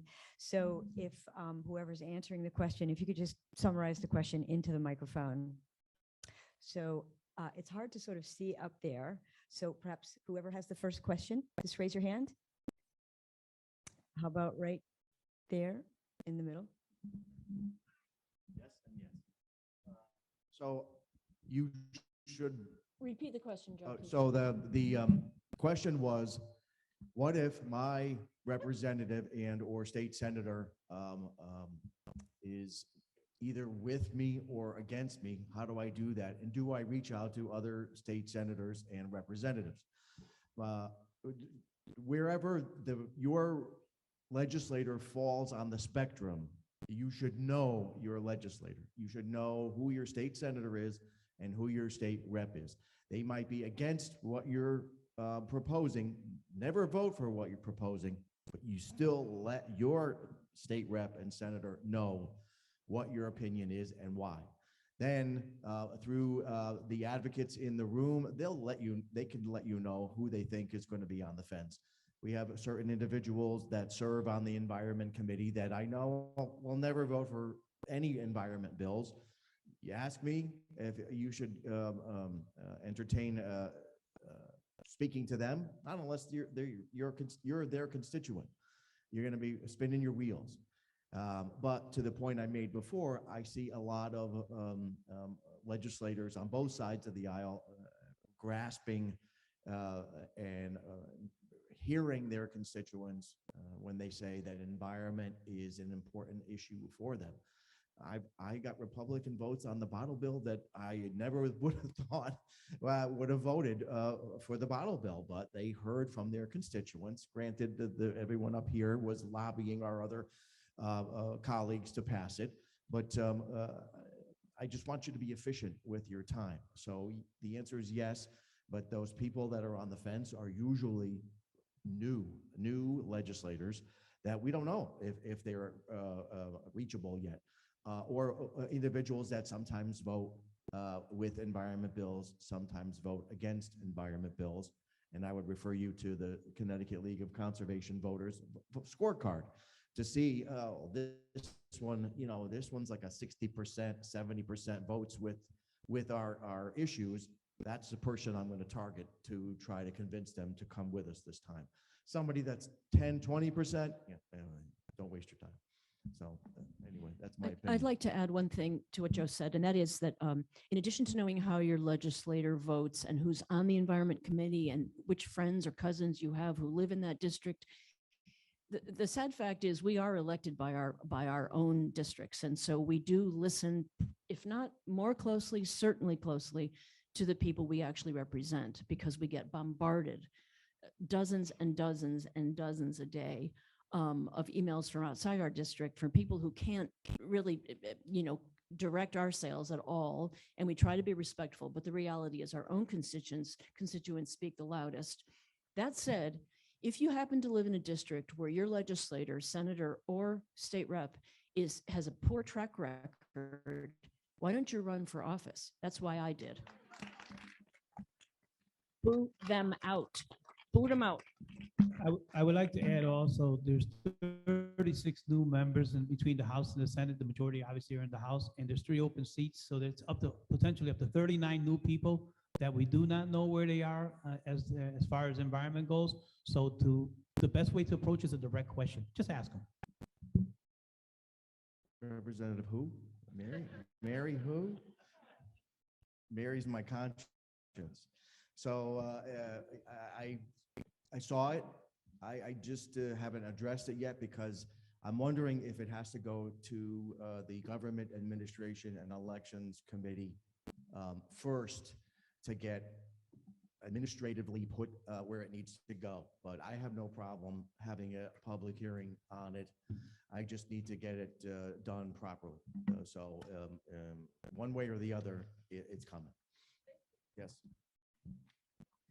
Thank you for that question. The woman asked about styrofoam. Yes, and what are we doing about the styrofoam reduction? And yes, that is on our agenda. I believe we voted it out of committee the other day. So thank you for that. It was one of the pieces that Joe mentioned at the beginning of unfinished business, which we're trying to clean up. I know it's a priority of the League of Conservation Voters.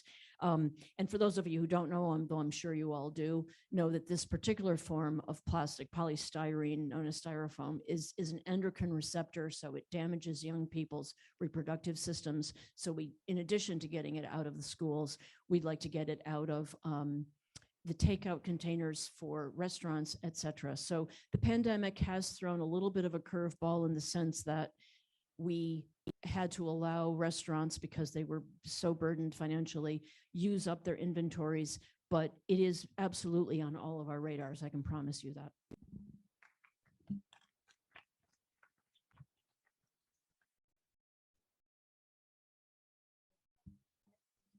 I see somebody on the top right here, over halfway up. Yes. Sorry to point. Thank you for that question. The question is, what happens when you actually beautify an area and all of a sudden the values go up? I see that as a win-win. I'll take Waterbury as an example. We put in a river walk along the Naugatuck River, and it's going to connect. Eventually, it's going to start from Derby, I believe, all the way up to Torrington. But Waterbury's got 7-mile stretch, and we just put in the first 1.5 miles or 2 miles, and it's already changing the mindset of the people that live there, as a community that nobody wanted to live in, to a place that's actually starting to look like something. So I saw it as a win-win. But the second part of what you were saying, I do have a fundamental problem with people that don't want housing in their backyard, affordable housing in their backyard. I think that is one of the biggest problems in the state of Connecticut, that many people will advocate for environmental justice, but don't want affordable housing in their own backyard. And that's a big problem in the state of Connecticut. So back to tie this into EJ law and housing, to me, it all goes hand in hand. If we're gonna be equitable and fair, that also includes in our housing policies for the state of Connecticut. That you use for the garden club, for the seed sowing? I'd like to add something in addition to what Jerry just said, and I'm going to go out on my lefty limb, so prepare yourselves. But sir, I thank you for that question. Until we really start looking at our dramatically unequal tax code, your zip code is going to drive all of this. And when I moved from Hartford, where I raised my children, to the town of Chester, my taxes dropped in half. To move to an area that has virtually no pollution. So this gets back to the partnership about environmental justice. If I represented only my community, we have no pollution in Essex, Chester, Deep River, and Haddam. No, they wouldn't dare put a polluting entity there. And the tax conveyance that you referred to, which many of us voted for, I know Joe worked hard on that, that was to preserve open land, which is exactly what makes those property values higher. And yet people complain about taxes as if it's a death sentence.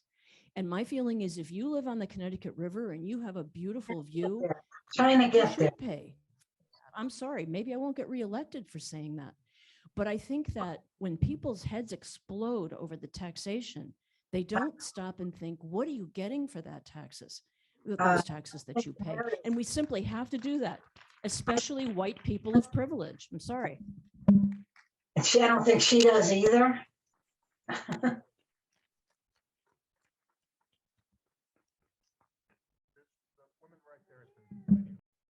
Thank you for the question. The question relates to the governor's comments earlier with regard to accessing hydro from Quebec. Hydro-Quebec, as we all know, flooded their native nation's lands in order to create a large hydro resource that's being used in Canada and in the United States currently. you know, it is hard for us as environmentalists sometimes to remain pure when we have practical considerations. And certainly we can't turn back the clock on how that hydro was created in the first place. But at the very least, we should look at it as a potential resource for us during this time of transition. The challenge that we've had with Hydro-Quebec is getting that energy into the regional grid in a way in which we can access it. There have been legitimate environmental concerns about the transmission path for that energy. I'm not sure it's 100% resolved. We need, ideally, they'd like to have more than one transmission line that would bring it into the system. I hate to react out of something that is akin to desperation, but we really need that hydro. The challenge I have is that it's not just Canadian hydro, it's even the offshore wind. This is all remote generated electricity. It is by definition less secure than other options like local solar and use of hydrogen fuel cells and a variety of other things we can be doing. We also have local hydro that we've really let sort of fall off the map. A lot of really kind of old school hydro on our rivers and streams that with a modest investment and providing them with the same returns they get per kilowatt hour in all our surrounding states could bring as much as 40 megawatt hours of annual hydro right here in the state, and we wouldn't have to worry about it being so remote. So to answer your question, don't love Hydro-Quebec, but we kind of need it until we get to the point where we can replace it out with a lot more distributed generation. I hope that answers your question.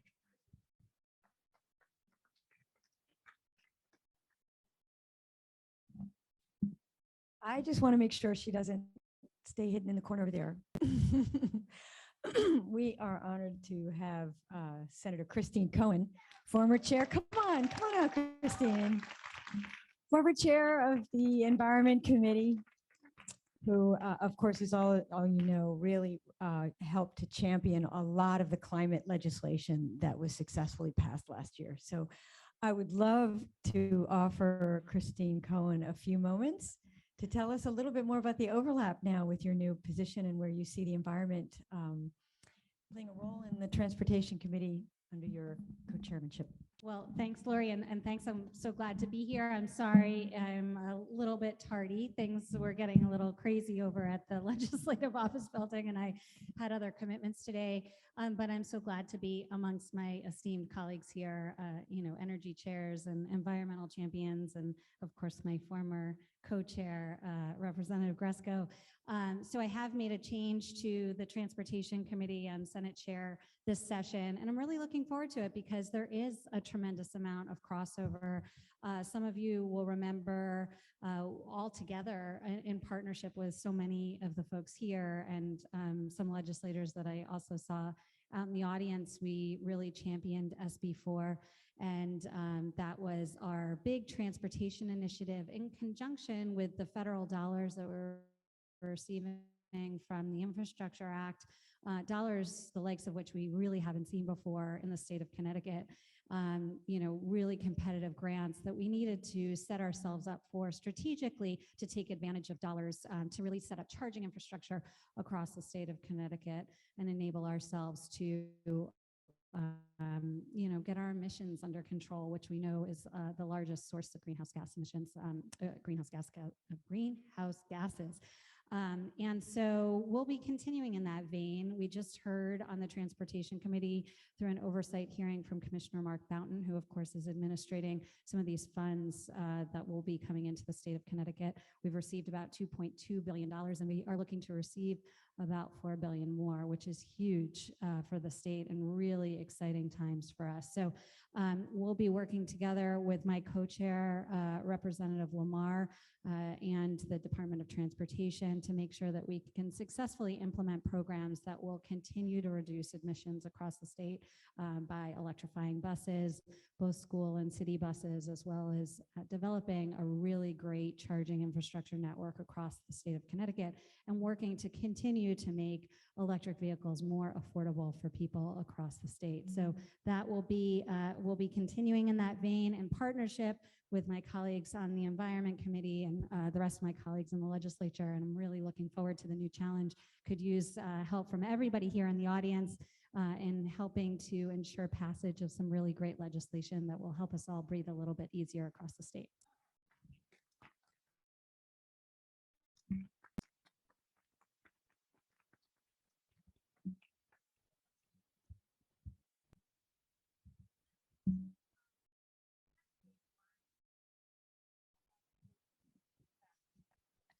Well, I actually, I believe the Environment Committee has raised a concept on this. Am I mistaken, Representative? Okay, so we will be working in conjunction with our colleagues on environment and transportation as well. It's a huge problem, as you know, something that I'm incredibly passionate about. I'm very upset that with the closure of Mira that we've had to figure out new sport, tons of waste to other states that are in the Midwest, and we need to stop doing that. But in the short term, we also need to take care of the issue that you mentioned, which is we have a cap on the capacity on our vehicles. I don't know if everybody can hear. There's a cap on the capacity of the vehicles that haul our waste in the state.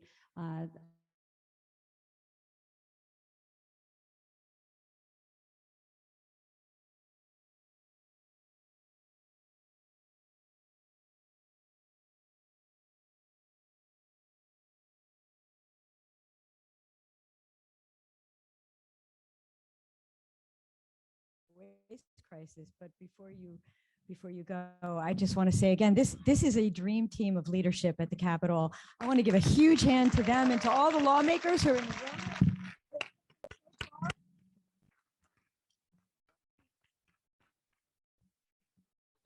Just take a minute to switch panels. We have our one last panel today, solutions to our waste crisis. We'll just give you 2 or 3 minutes break in between.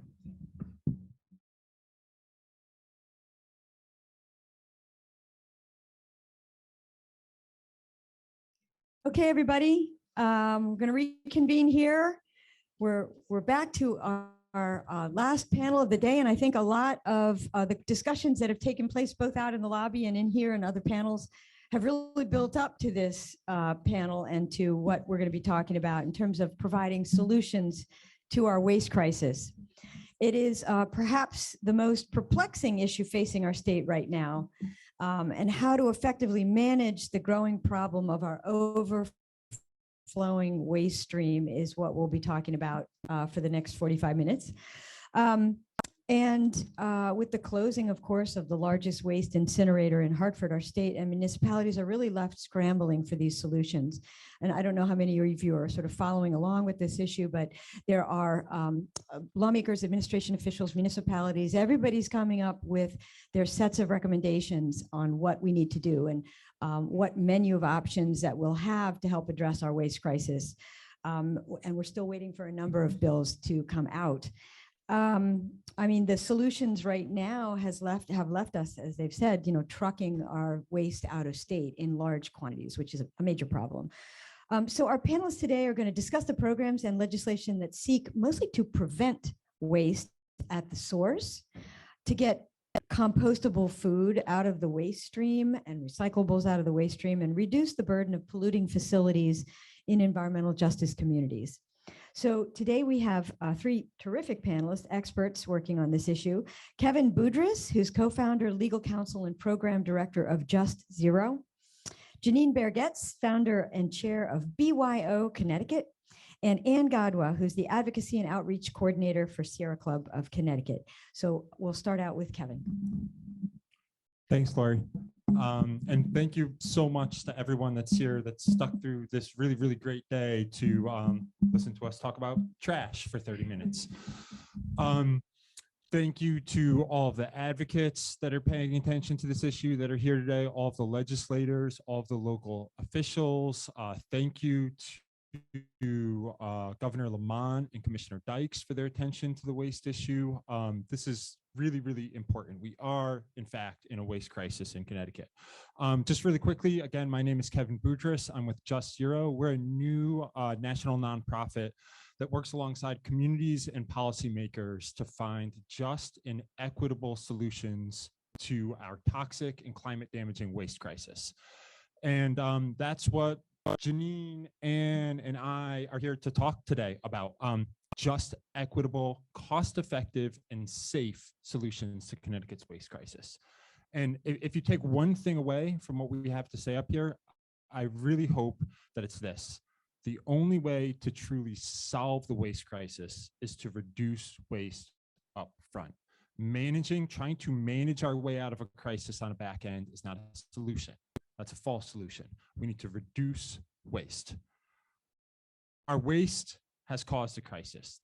Our waste is in and of itself a crisis. Connecticut is generating about 3.5 million tons of waste every year. Some of that is recycled, some of that is shipped out of state. Most of it is burned in Connecticut's incinerators. This crisis is not new. Connecticut has been burning huge amounts of trash in Hartford and Bridgeport for decades. And Anne is going to talk about that a little bit later in the panel. That in and of itself, again, is a crisis. The solution, again, reduce waste up front. And there are real solutions that Connecticut can implement now, this legislative session, to dramatically reduce the overall amount of waste that Connecticut is generating, and quickly. Janine, Anne, and I, advocates in this room, advocates throughout the state and the country, we're ready to work on all of this with those of you that are here, the lawmakers, the local officials that are here, the advocates that are here. But the focus, again, has to be on reducing waste, not on, and I hate to say it, but not on industry-friendly false solutions that would only worsen the crisis. So first up, some of the real solutions, and I'm going to kind of run through some of these really quickly. First up, organics diversion. We've already heard about that today. Food waste is about 22% of what's in our waste stream, and it does not belong in incinerators. It does not belong in landfills. We can divert and compost and sometimes anaerobically digest this food waste. I'm grateful that this is a focus in the proposal that Governor Lamont announced earlier today and that Commissioner Dykes announced earlier today.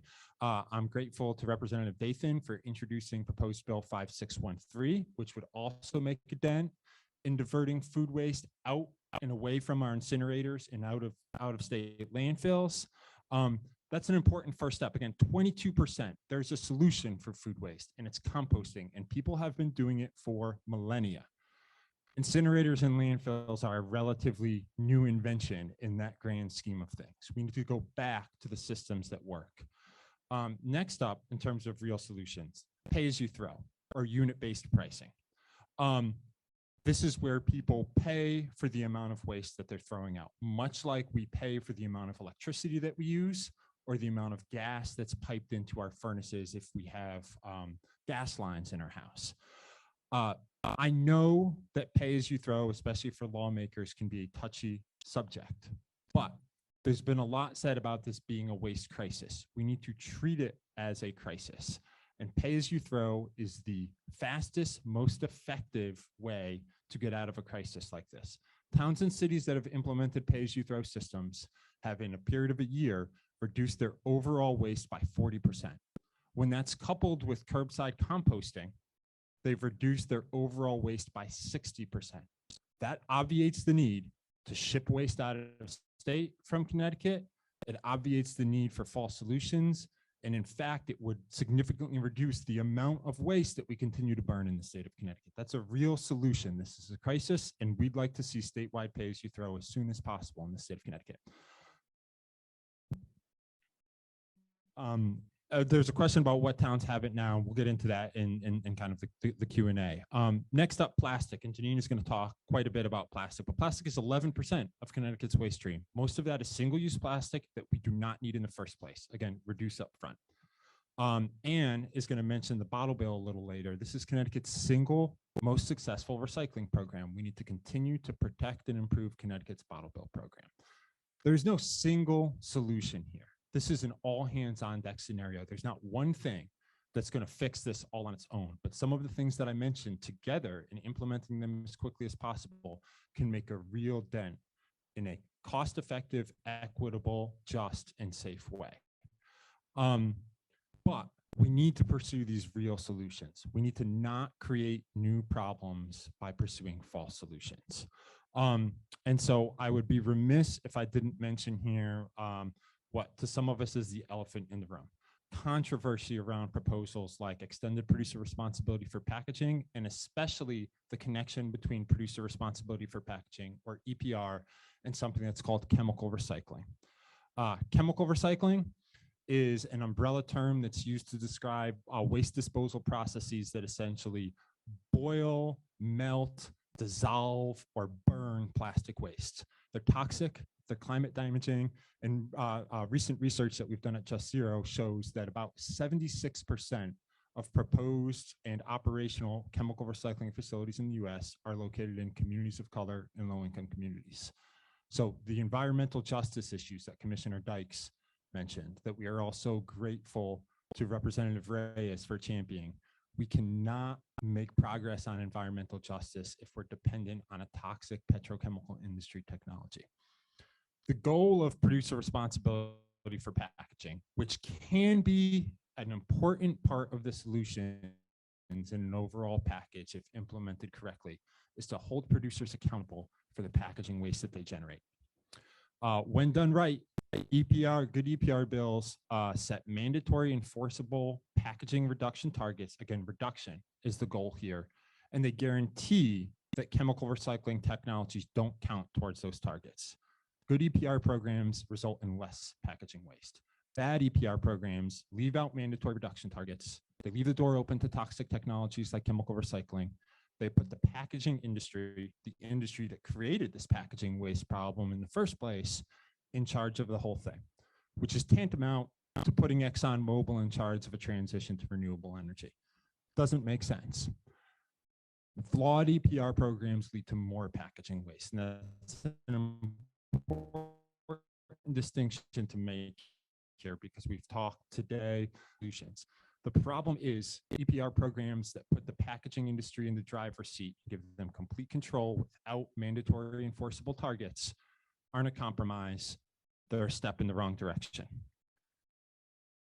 The right direction is to reduce plastic waste upfront, to lessen our dependence on plastic waste. And with that, I'm going to turn it over to Janine, who's going to talk more about plastic waste reduction.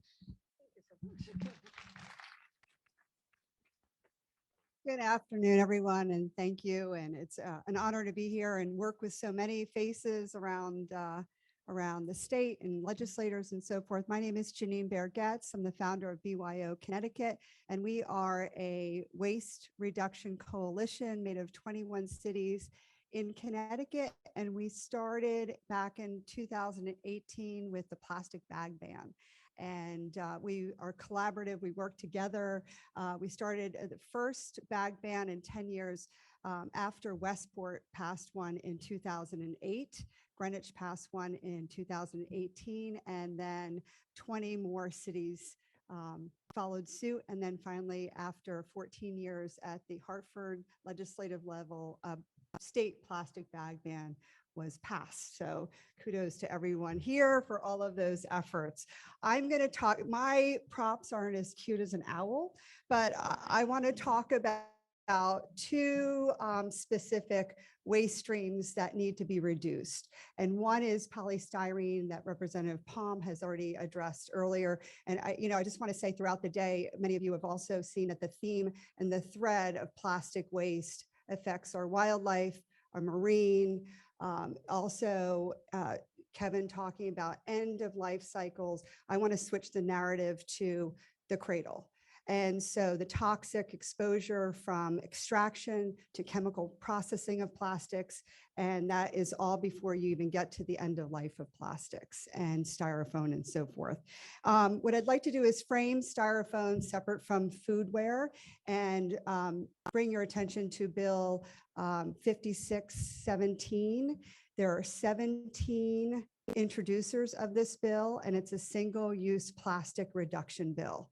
And if your legislator isn't on this bill, I would encourage you all to ask them to join the bill and for plastic, single-use plastic reduction.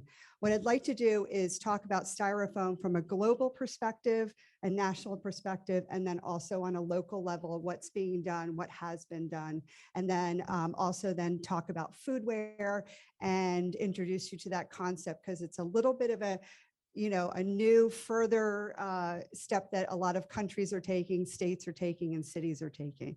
So Kevin knows my mantra, and it's waste reduction is proven to be more cost effective, safer, and more equitable than managing it. We hear every day municipalities are burdened by managing waste, and we're not talking enough about reduction of waste before it starts. So that's how I'm going to preface. HB 5617, also, I'm going to read this specifically because I think this is important. I'm going to frame this conversation by first stating that banning polystyrene and foodware accessories are consistent with the state's statutorily required solid waste management plan to reduce waste disposals and support source reduction. So this is in line with what the state has already proposed for the solid waste management plan, and also that neither polystyrene or any of this foodware that's in front of me is recyclable in the state of Connecticut. So just to preface that, America is the world leader in generating plastic waste. The average American produces or generates about 285, 40% of that is packaging. Recycling is the solution. Well, Kevin spoke about it. It's, there are no one-legged chairs. The solution is now broadened as far as waste reduction, management, and also other efforts and conscientious efforts for EJ communities. Most plastic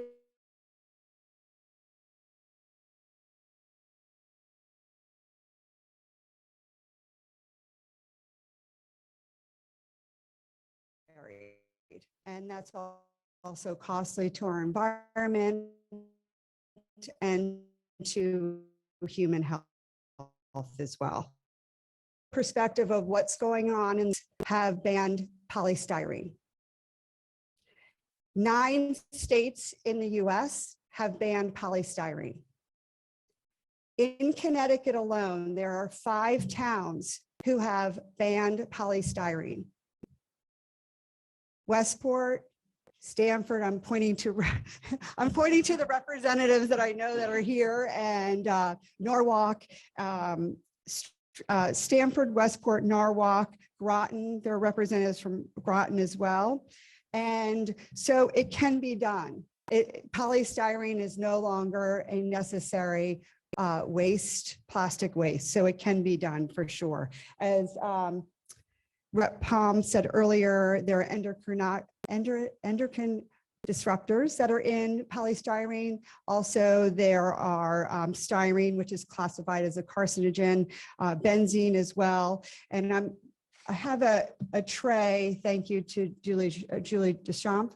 This is a tray that is served in a majority of our schools in the state of Connecticut. So as we work on climate mitigation, as we work on climate education in schools, we're serving them on polystyrene trays.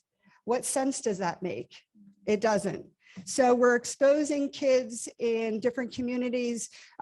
We did a survey last year of 31 different school districts. 81% of them have already banned polystyrene trays. What about the rest? Representative Reyes talked about the people that don't have a voice. We need to be the voices for those people and those students and those children that don't have voices. And polystyrene, thank you. So, and polystyrene in their schools with their hot food is not an option anymore. We were talking about crisis, and we hear about the waste crisis. And in 2018, when we banned plastic bags, waste crisis was talked about then as well, and China had stopped the import of our waste. So I think the crisis is still going 5 years later, and now is the time to make these changes and to, to talk about reducing this and eliminating the styrofoam waste. Quickly, I'm going to go to talk about foodware. Foodware, you'll see it in the news. You may have seen it last week in the news that New York City has just passed a skip the stuff legislation. It's on the mayor's desk right now. And that's what this means. This means all of this stuff that comes in your takeout orders that you are DoorDash, Grubhub, all of these have changed their business models to do an opt-in versus you automatically get this waste. So these are another effort that is part of 5617 to reduce single-use plastic waste in Connecticut this session. And we're just urging all of you to support this, to talk to your legislators. We're asking legislators to talk to your advocates that have a lot of this information, and also to speak for those who can't speak for themselves, and to stop this plastic waste before it starts. Thank you.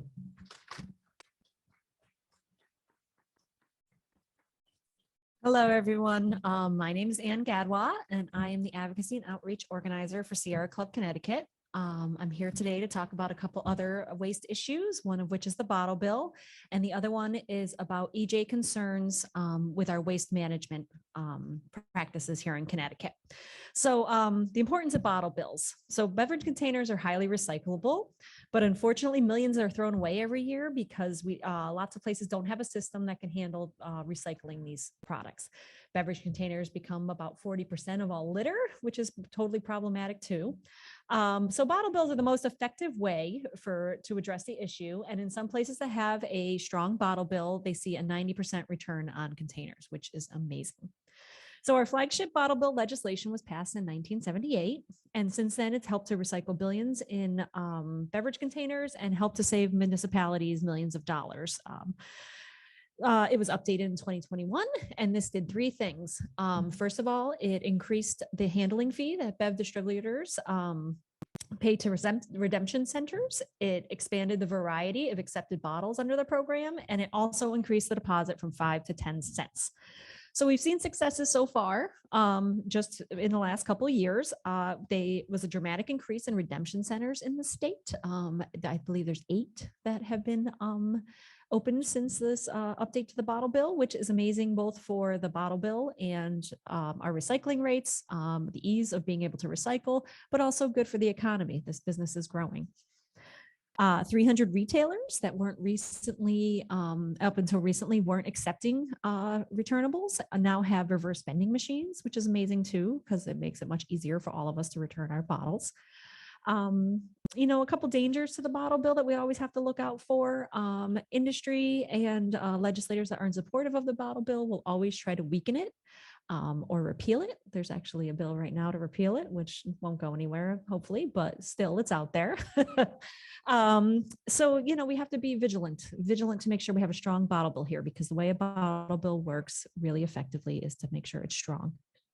Future opportunities on the bottle bill, we can put a deposit on liquor and wine bottles, which are, problematic in the mainstream waste and also in recycling, particularly because they're glass. The nips, which are everywhere and highly problematic for litter. And also there's education opportunities to make sure everybody knows exactly how the bottle bill works and why it's effective and why it's important for recycling in the state. So that's that on the bottle bill. We can talk more in the Q&A if you'd like, but I'd also like to talk a little bit about some environmental justice concerns there are around the waste management in the state. And I have been fortunate enough to be part of the Zero Waste Coalition, both with Kevin and Janine, started by the great Sharon Lewis, who is an environmental justice advocate in Connecticut and has done some amazing work. And I hope that whatever I say here today and the work that I go forward can really support the work she's already done, because we've all been very fortunate here in Connecticut to have her. So waste management in Connecticut has been highly unjust. It has been focused around urban centers, around poor communities, communities of color, and environmental justice communities. And this is due to government sanctioned policies like redlining and the racism that pushed folks into unlivable, unhealthy, and undesirable communities. How have we taken care of our trash in the past 40 years? Well, we burned it. Connecticut incinerates more of its trash than any other state in the union. There's 5 incinerators in the state, or excuse me, there's 4 incinerators in the state. Now there was 5. The biggest was Mira in Hartford, and the second biggest is in Bridgeport. And both of these, the Mira plant was closed in July of this past year. But both of these plants, the one that was in Hartford and the one that is in Bridgeport, are bigger than the other 3 combined. The other 3 are in Bristol and Lisbon and Preston. So, incineration facts. Incineration is not renewable, although it's often classified as such, and I believe it's classified here as such. And it actually does the opposite of what we'd like to see, which is reduction in sustainability. It kind of creates a demand for waste. And some other facts, for every 100 tons of trash burned, 30 tons of it ends up as toxic ash that goes into landfill. And unfortunately, the other 70 tons don't turn into energy, they turn into air pollution. They go to regional ash landfills located mostly in communities of color and EJ communities. Most of the incineration ash in Connecticut goes to Putnam, which is Eastern Connecticut state that's also an environmental justice community. Waste incineration is dirtier than coal. It's 28 times, has 28 times as much dioxin as burning coal, 6 times more lead and mercury, 3 times more nitrous oxide, 2.5 times as much carbon dioxide, and twice as much carbon monoxide. So it's highly gross. They don't monitor what they're putting into the air on a day-to-day basis. They do it, periodically, which sometimes does not account for heavier load days, or if equipment is malfunctioning or not working to capacity. And like I said, it still gets landfilled. So it's still just as toxic, with the toxics being more concentrated in the ash than they were before. Plus the burning creates more toxins. The harmful effects noted around incineration. There's an increase in preterm babies and babies born with spinal bifida and heart defects. Increased cancers, lung, larynx, colorectal, childhood cancers, non-Hodgkin's lymphoma, increased dioxins in the blood of folks that work in the incinerators, and increases in respiratory diseases and triggers of asthma attacks. So some asthma facts about Connecticut. Connecticut has a higher asthma rate than the national asthma rate. Hartford, 17% of children in schools have asthma in Hartford. 18% have asthma in Bridgeport. That's almost 1 in 5 kids in these cities have asthma. And the incinerators that have been in these cities have contributed to attacks, triggers. Hartford and Bridgeport are both environmental justice communities and majority communities of color, Black and brown communities. The incineration that has happened there adds to that cumulative impact of pollution in these communities and triggers asthma attacks and really just threatens the health of all people that live there. Also, it's a major contributor to climate change. So Mira shutting down is the first step in this process, but we need to stop trash incineration and not add to the problem. So what can we do about it? Well, both Kevin and Janine talked about some really important ways to stop waste, of course, but also there are 2 bills that are in the legislature right now that can really help address this problem. One of them is HB 5589, and that's an act concerning the protection of public health from incinerator pollution. And what this would do would protect public health by prohibiting new or expanded waste incineration, pyrolysis, and gasification facilities in Connecticut. Pyrolysis and gasification would help address advanced recycling, chemical recycling that Kevin talked about. So things you can do: call your legislators, tell them that you support no more incineration in Connecticut. The chairs of environment would be responsible for raising this bill. It's filed right now, but it is not scheduled for a public hearing as of yet. And tell your friends and family you should support banning incineration in Connecticut because it's bad for everyone.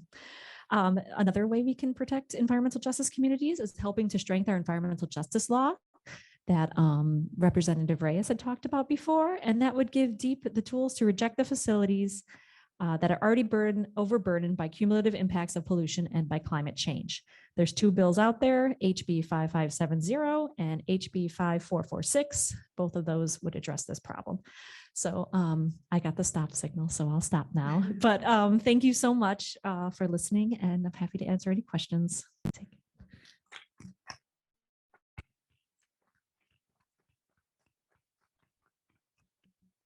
Right on time. So we do have some time for questions. I'm going to let you call the eyes, but there's the first one right up there. Red.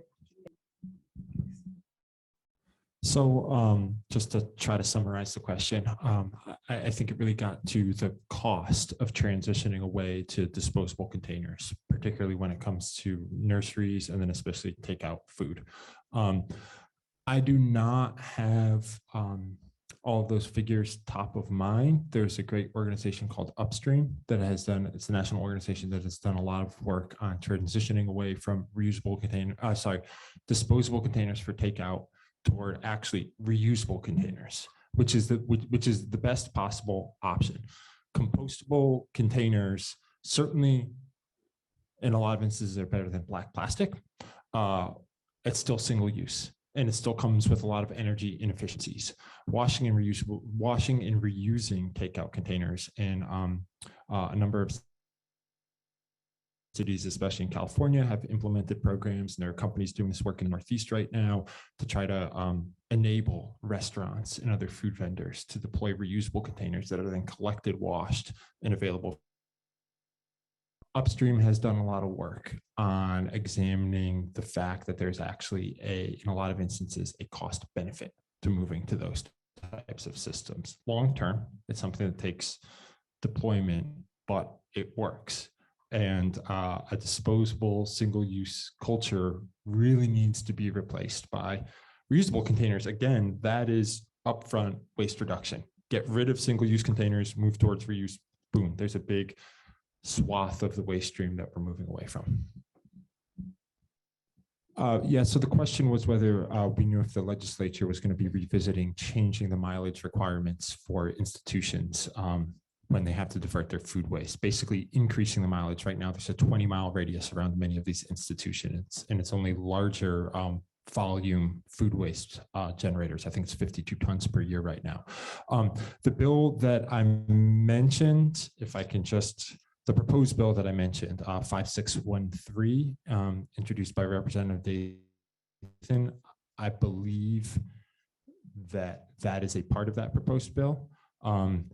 It may, I haven't seen all the details, but it may in fact also be a part of what Governor Lamont and Commissioner Dykes announced today in terms of improving food waste diversion. I would hope that it is, because I think that's an important part, requiring larger entities to divert and compost or anaerobically digest their food, basically regardless of how far they are from one of those facilities. Again, because right now we're trucking a lot of waste out of state. Hundreds and hundreds of miles, certainly increasing the radius in which commercial entities have to compost their waste seems like far less of a burden for the state. So the question was about whether the legislature would consider providing funds, providing incentives and money for people to use countertop composting systems that are basically, rather than going outside and having a compost bin or a tumbler, so on and so forth, allow you to do it there in your kitchen. I don't know. Again, to go back to the bill, that it seems that the governor and Commissioner Dykes and the proposed bill that they announced earlier today at the former site of Mira, I believe that there is something in that announcement about providing incentives and funding to municipalities to deploy curbside composting systems, which can be another good. So we need to move. We could take another question from. There's a few more. Yeah. Next question right there. So the question is basically, why is it so hard to get us to wider scale pay-as-you-throw systems? It doesn't seem to make sense. I agree with the premise of your question. And in fact, plenty of studies have shown that folks who live in towns and cities that have pay-as-you-throw programs like them. Once there's an adjustment phase, they like these programs. They make different choices that lead to this significant reduction in waste. They are programs that work. And I would repeat again that I hope that the legislature will seriously explore implementing a statewide pay-as-you-throw system. It is the easiest, safest, most equitable, most cost-effective, fastest way out of this crisis up there in the middle. So you've answered the question, right? So bottom up worked for the plastic bag ban, as we saw, that it was on the docket for 14 years before it finally passed. And it was after 20 of our BYO towns passed legislation before it gained momentum. I think that, you know, prefacing a waste crisis 5 years ago, and we're still talking about a waste crisis now, it puts it in a little bit of a different perspective as well. That, and I agree with both. Like, I think we need to do it locally. I think we need to do state level, federal level, and globally. So, you know, 5 years ago, there weren't 70 countries who banned polystyrene. 5 years ago, there weren't, I think we're up to 7 or 8 countries who have banned foodware, all of the extras. Each country, each state, each city keeps going further and further to reduce their waste. So I think, to answer your question, Fran, it's a combination. It'll continue to be a combination. Like Westport's done it, Groton's done it, Norwalk's done it, Hamden's done it. You know, there are towns and cities in our state who have already started reducing polystyrene, foodware, and so forth. So there are fewer lobbyists, but they come out no matter where we are. But you're right that, yeah, sure. And that's the last question we would take. Okay. Yeah. 100%. We talked about that earlier when we saw a lot of the waste going on. And as I was like holding this stuff up, I was like, ooh, there just one walked by me. So yes, personal choices, voting with your pocketbook. I just wanted to give a shout out to a couple of reusable businesses. So we talk about economy and we talk about, you know, looking at how waste reduction is going to affect businesses, but we don't talk about building a reusable and refillable economy in Connecticut. You know, we're talking about protecting, preserving, and let's promote Connecticut as a reusable, refillable economy for new innovations and new ways. So I'm going to give a shout out to Reboot Eco, Eco Evolution, BD Provisions, and the Diddy Bag in Connecticut for all of their refillable and bulk and reusable efforts and bringing commerce, reusable commerce to Connecticut. So is that your business? So bravo to you. So yeah, so thank you. All right, and I think we're going to close the panel with that. I thank you three very, very much for taking on this, you know, being so dedicated, taking on such a complex and difficult issue, and with all these terrific solutions. And you certainly proposed or presented some really eye-opening facts that I know will stick with me, and I'll probably be repeating them periodically at the Capitol in the coming weeks. But that is bringing us to the end of our summit. And before we close everything down, I just wanted to bring up Connor Yakaitis of our staff, who's just got a couple of closing remarks. Thank you so much for coming.